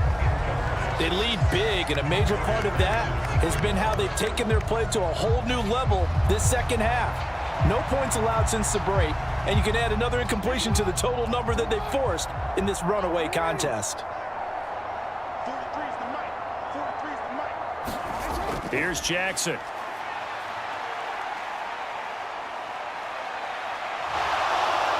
And he'll slide to a halt here, still a little shy of the first down marker. The improv act there, good for 9, and now they'll be looking at a 3rd and short, 3rd and 1. I like how he hung in there and went through his progressions, but eventually his internal clock went off and told him it was time to make a run for it, and he ends up sliding down with a solid gain. The Ravens on 3rd down. They've had a lot of chances, but not much success, converting only 3 times. They need just a yard here. It's 3rd and 1. A quick throw there is incomplete. And that's another play that's painted the picture of this game overall. It's been a blowout. It's been continually fueled by big turnovers and stops for one side and an inability to advance the ball from the other. All right, they're going to try and keep hope alive here on 4th down. They're going for it. They'll run for it with Henry. And he gets it to the 34. Good enough for the first. No reason not to try it there, and they do indeed convert on 4th. So did you suspect the same thing that I did, that they were lining up just to draw them off sides here? 100%. Well, how about that? They were going for it the entire time. Never a question in his mind about going ahead and getting it, despite where they were on the field. Yeah, I don't know if you heard it in my voice when they snapped the ball. I was like, I almost wasn't ready to call the play. I just kept waiting for the timeout offensively. And now a throw on first down there, but it's incomplete. At this point in the game, they've got to continue to try anything they can. They're still working at it, even though this one feels like a lost cause.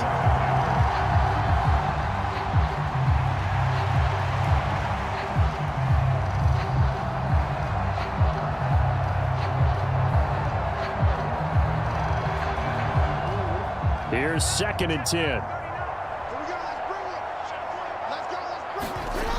Jackson. And that almost their first INT of the ball game. Had his sights on it, but he couldn't seal the deal. We've seen that the deep ball's been a part of their game plan all afternoon, but they've had trouble hooking up on it, unable to successfully find the end zone over the top. Here comes the 7th play now of this drive, as this is 3rd and 10. Jackson now. That's to the right sideline, and it falls incomplete. That's coverage you'd expect to see in a tie game late. Not in a lopsided game like this. They are not letting up.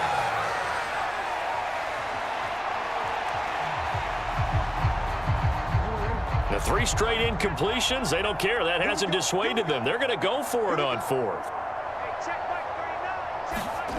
Here we go. It's Jackson on 4th down. And it's incomplete. They cannot convert, and they turn it over. The Ravens go for it, but come up empty. And the Texans take over an excellent field position. Well, that's another mistake there on the drop pass on 4th, and we've seen them do things like this all game. It's not hard to figure out why they're down by that deficit. They haven't made plays that are going to keep them in the game or win the game all game long. That's another example right there. It all boils down at the end of it to execution. Either you make the play or you don't.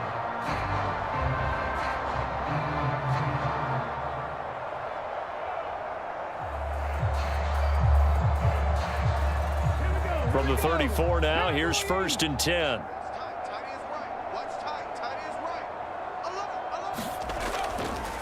Mixing up the middle. And nothing much materializing there on the first down run. He'll get a couple, and that's it. in order to play really good run defense when you're playing a 3-4, those three guys up front, the nose tackle and the guys they call the defensive ends, they're usually big people because they're going to have to eat up a lot of blockers because it's usually 5-on-3. And when they do their job well, guys who play on the inside, those inside linebackers, they're able to just roam and hit. And he gets stopped up at the 31 after a gain of maybe a yard. Run blitz there defensively, something we might see more of here in the fourth quarter. I think we'll see a lot of it, and the difference between that and a pass blitz, you're just trying to get to the quarterback. You're trying to scheme someone open who will get to the QB and make sure he gets on the ground. In a run blitz, you're actually trying to cover up gaps, trying to cover up holes so they can't run the football. And they get him down about 2 yards shy of the line to gain. A third down pickup of 5.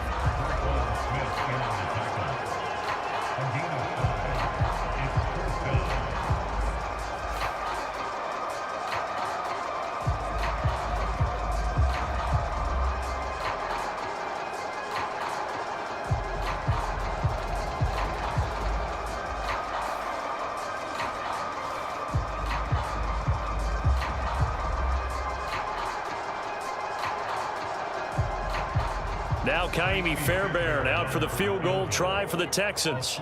Made his first, this now from 42 yards out. The kick by Fairbairn is good, and that will extend their lead even further.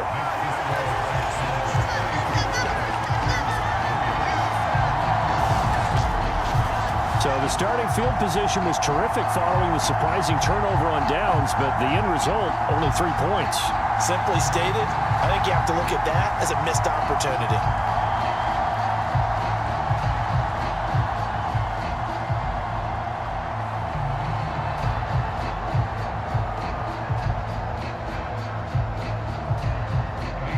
Fairbairn now following the made field goal. He'll send this one away. Hill is going to take it out of the end zone. And they will wrangle him down a couple yards shy of the 30.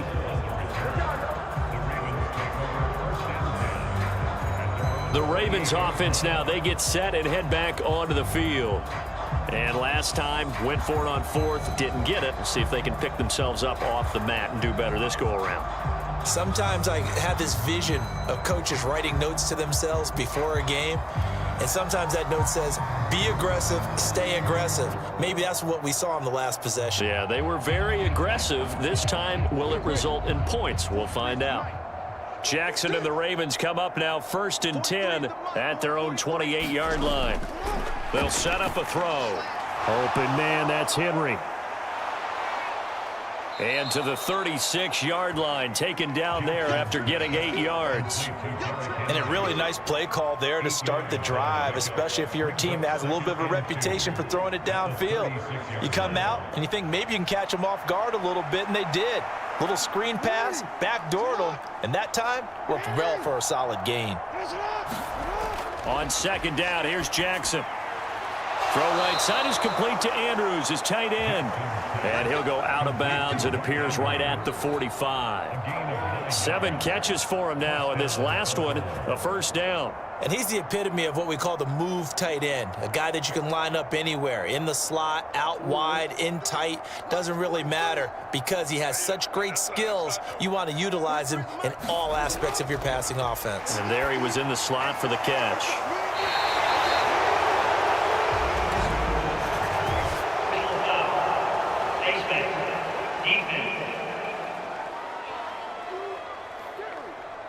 So it was already a gain on the completion, but tack on some more with that penalty. Absolutely, and no matter what angle you're making a tackle from, you can't grab the face mask, and that's just putting your defense on its heels just a little bit more.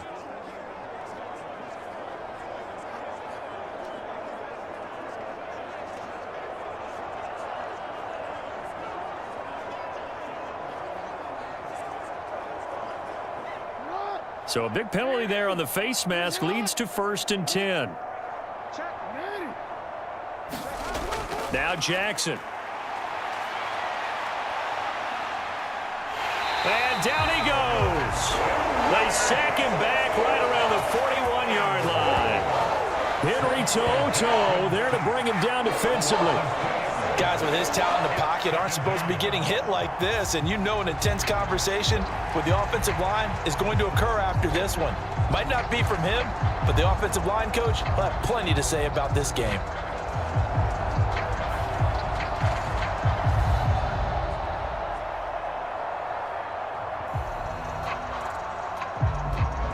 Now following the sack, they'll come up here on a 2nd down and 12. Throwing is Jackson. Throw right side here, taken in by Bateman.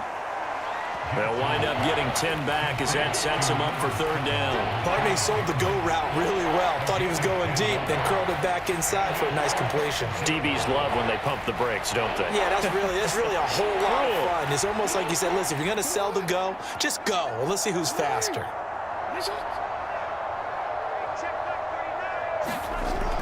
3rd and 2. Here's Jackson. Oh, had his hands on it, couldn't bring it in. Pretty symptomatic of how this game's been going.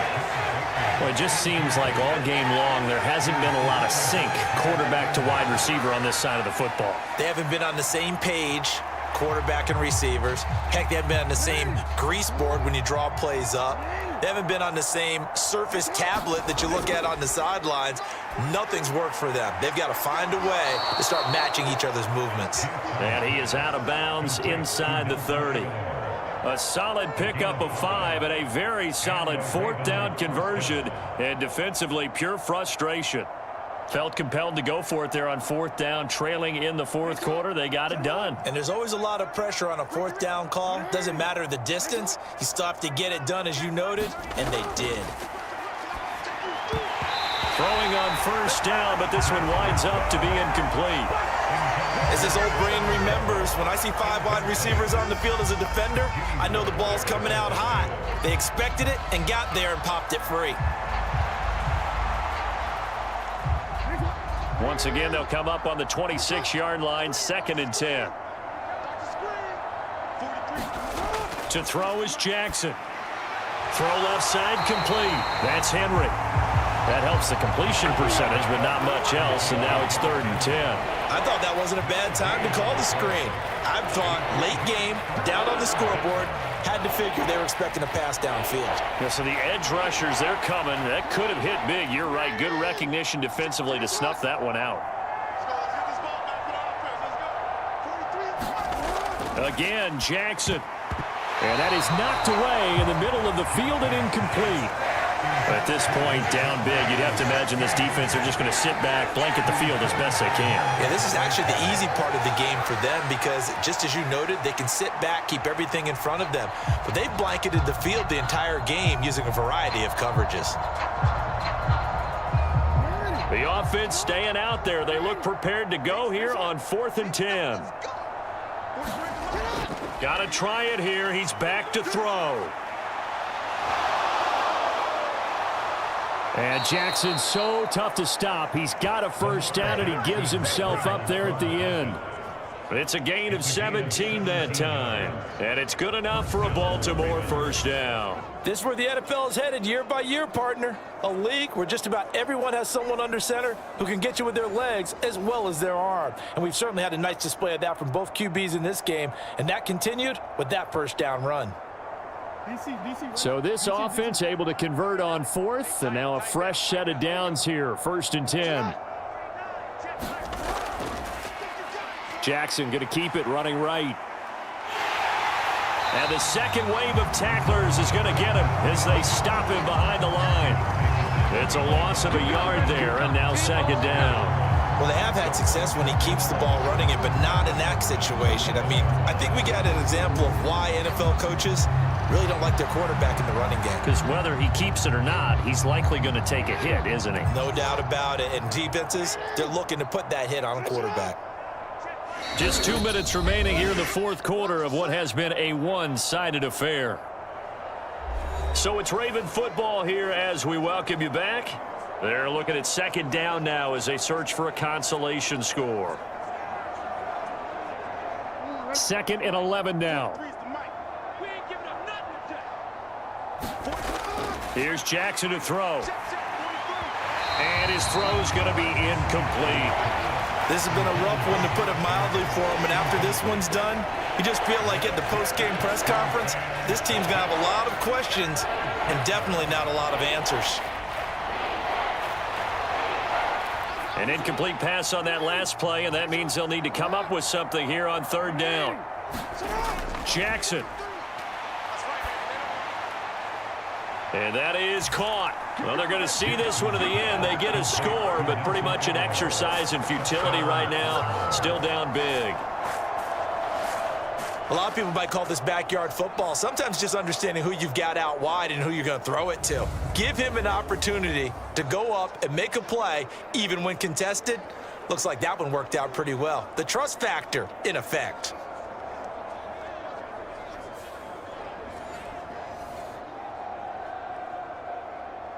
Justin Tucker for the extra point.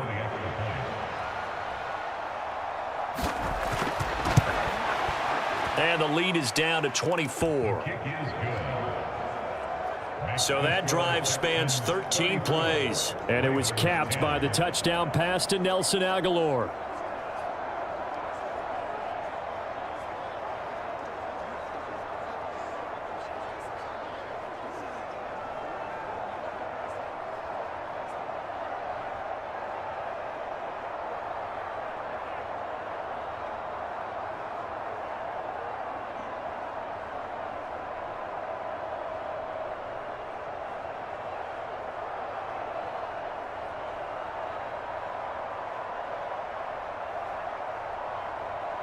So still lots of work left to do, but here comes the onside kick. And the effort snuffed out. The Texans hands team recovers. The risk reward of the onside kick. When you don't get it, the risk comes out to play, and here they gave up great field position. And that's the key to everything, because you're trying your best to press advantages when you have them. And field position leads you to that type of play calling, and whether you want to blitz or whether you want to throw the ball deep, those types of things. Now that they've given up that type of field position, the advantage is switched to their opponent.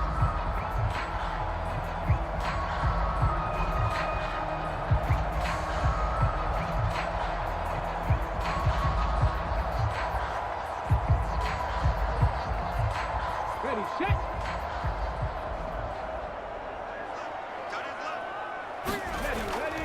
Mixon with a first down carry. And they will only muster a yard here to the 38.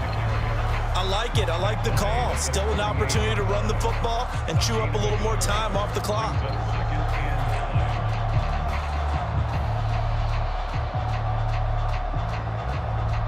"38-yard line, 2nd and 9.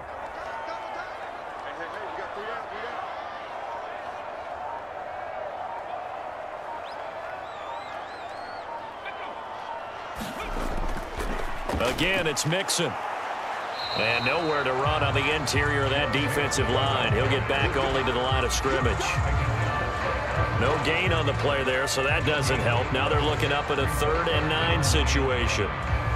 They've called his number a lot this afternoon. You wonder how much tread is left on those tires. We certainly do, but I always think back to one of my favorite coaches in the NFL, and he used to have a meeting with his running backs every year in the offseason and say, look, as many times as you're going to carry the ball, you should be able to carry it one more time, so make sure you get in shape.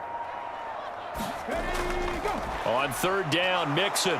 And they'll get him down at the 34, and he's going to be short of the first by a few yards.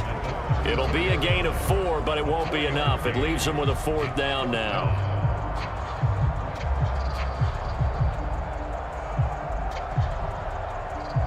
Let's go now. Cougar 19.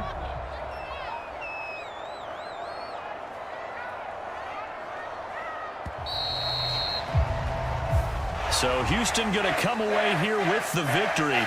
And I think you'd have to label this an upset. Yes, they were at home, but still an upset. They got the job done. Yeah, even being at home was not enough for people to think they were going to pull this.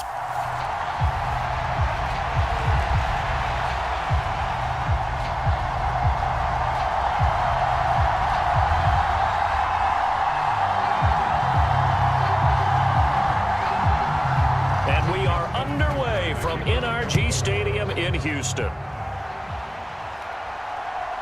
From a yard or two deep, here comes a return. And his guys will get the football right at the 20-yard line. So out come the Texans for their opening drive. And they will be led out by their second-year quarterback. The secret to his game and his success, incredible chemistry with each and every one of the guys who catches passes with him. And not only does he ask them to stay after practice or meet it before practice, he actually demands it because he knows if they have that kind of chemistry built up, they're going to be hard to beat each and every ball game.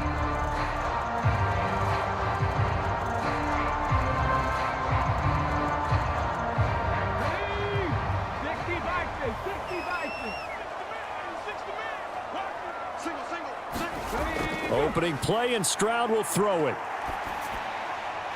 That one complete. It's tanked down. And he's going to get this one across the 30-yard line. 13 yards on the game's opening play. Now, that was a fun one to watch right there. A nice in-breaking route and plenty of room in the middle of the field. And he was able to get behind the linebackers and grab the completion for a really good pickup.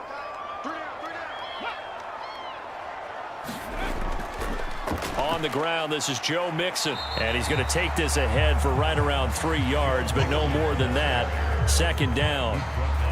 It may be only a gain of 3 yards, but that back, he deserves a lot more credit on the play. That could have easily been stopped at the line, but his vision and his determination found some space to turn it into that modest gain. This a 2nd and 7 from the 37. Stroud. And that is caught one-handed. Oh, my, he pulled it in. A big pickup of 38. And there's not a quarterback in the league that will ever complain about having small receivers like a Tyreek Hill or a Cooper Kupp who can find a seam, have good vision, and get open.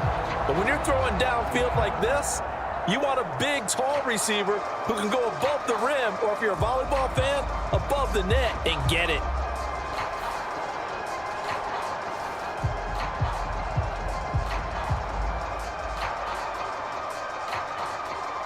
So in Raven territory now. Here's a 1st and 10 at the 26-yard line. A handoff running left, Mixon. And he's out of bounds. Almost gets to the 10. And between the last two plays, they've moved it over half the length of the football field. Quite the opening drive march they're on right now. It looks a lot like what we saw in practice prior to the game, doesn't it? You know, because on that last big practice beforehand, you go through your offensive script, you go through your play calling, you go through all the stuff and establish things, and it looks like it's going like clockwork right now for them. From down at the 12, it's 1st and 10.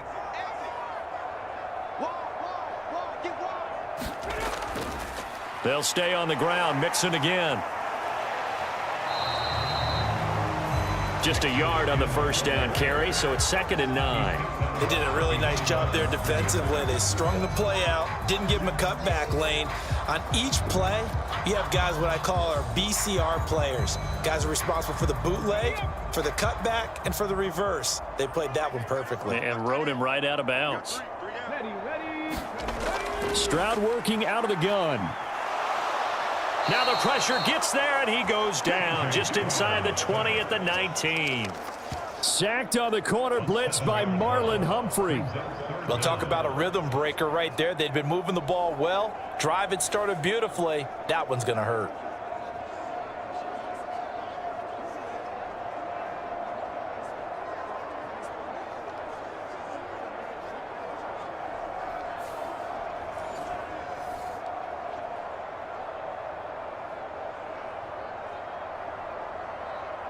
Seventh play of this drive coming up, but a long way to go on 3rd down. Throwing now is Stroud. Oh, the pressure too great, and he goes down once more. Odafe Owe, he's the one to get him this time, and back-to-back sacks brings up 4th down. Well, it's about how teams are so competitively matched, and you just want to make those plays that give you an advantage. How about right here? The difference between letting them score a touchdown versus holding them to a field goal, that's absolutely huge with the play he just made. And you know he hated taking the loss there on 3rd down.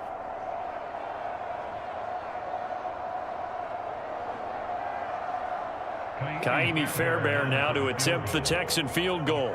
Spotted at the left hash, this from 45. Fairbairn able to put this one through. And it's now 3-0 Texans.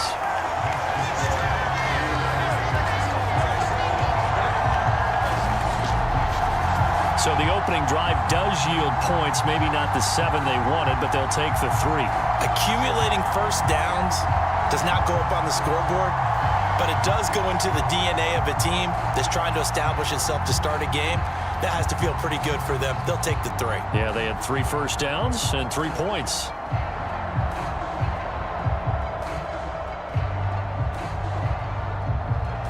Three 3-0 our score as we ready for the dynamic kickoff. That's going to be taken at the goal line, and he'll return it. And he'll take it up past the 25 to the 26-yard line.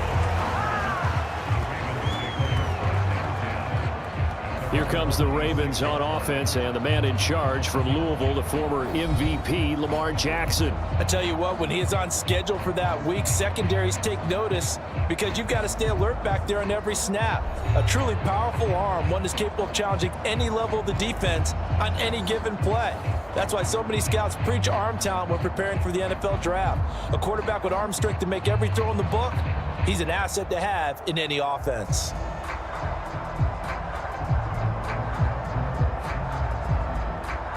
Jackson and the Ravens come up now 1st and 10 at their own 26.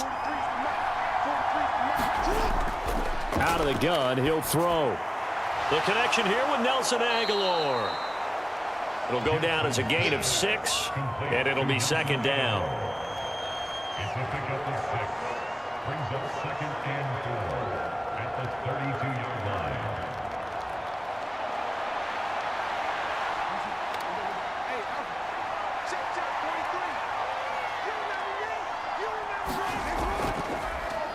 Jackson options out left, and maybe the wrong read there as he's going to go down immediately.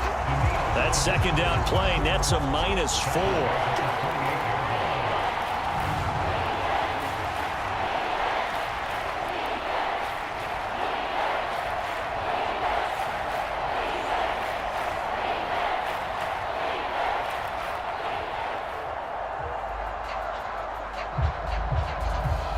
The Texans here on 3rd down, putting an extra defender in the secondary. Now it's Jackson. Under pressure, and the Texans able to get in there for the sack. The defensive end, Daniil Hunter, drops him. The defense is always talking about not letting Lamar Jackson get comfortable. A good job there on his opening drive of making him uncomfortable. And you're talking about doing it so early in the game because all week long, there's been anxiety on the defensive side of the ball. How do we keep this guy hemmed in? How do we tackle him? To get it done that early, that's got to feel great for them.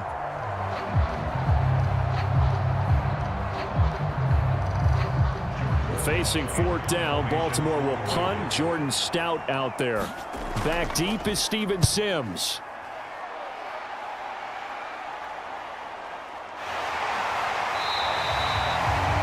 So a change of possession here on the punt. So now we get set to see Houston for their 2nd drive of the ball game. They've got a 3-0 lead and the football as they start 1st and 10.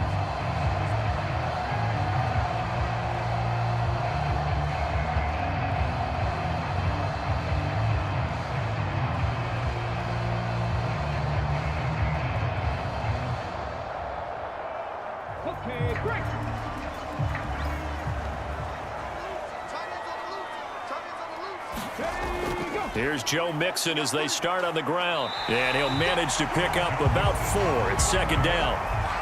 Well, on every play call, you realize it's not going to go for a touchdown. So a lot of your calls are setting things up for maybe later in the game, trying to establish the inside run with toughness now, hopefully get to the perimeter later. And let's face it, you could do worse than a 4-yard run on 1st down.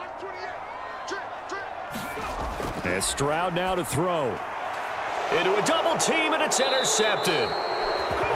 And the Ravens Texans are in great shape here as they take over at their 46-yard line. Certainly not his best throw that time, and not a good time to make it, Charles, when they were a nickel with 5 defensive backs on the field. And that's exactly why you have those 5 DBs out there. You want extra speed on the field, guys who have ball skills and understand what the passing game can do, and gives them a chance to react and make a play on the football, and they take one of those away.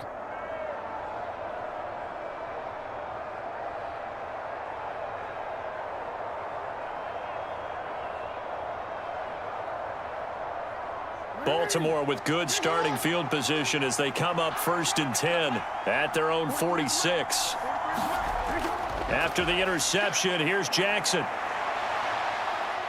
And he slides and covers up at the end as he's going to be able to pick up decent yardage. He'll get 5 out of the scramble. It's 2nd down. I think the defense surprised him there with that blitz on 1st down, but give him credit. Stayed cool under pressure and still found a way through the extra rushers for positive yardage. Well done.